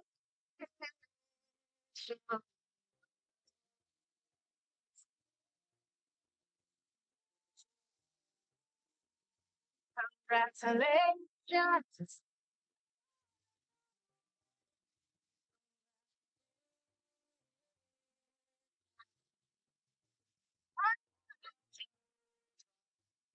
I want you to live, child. Congratulations. I don't want you to live, child. I bring good news so you cannot repeat. You got me. We got something everybody else can see.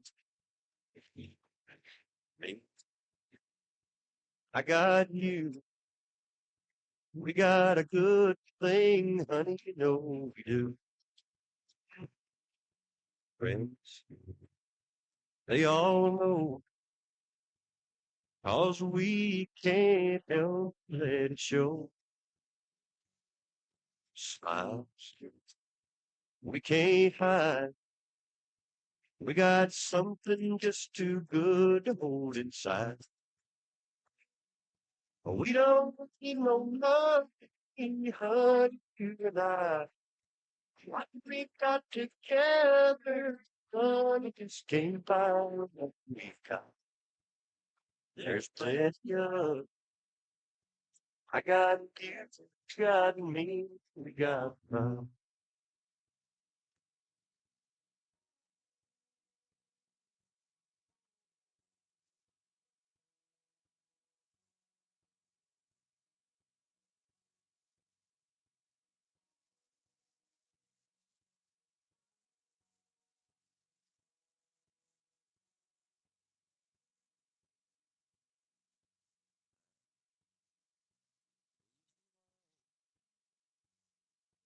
Honey, we just keep on keeping on, 'cause love makes us strong. As long as we've got love, can't go wrong. Don't need no money, honey, can't turn honey, just can't buy what we've got. There's plenty of, I got you, got you, got love.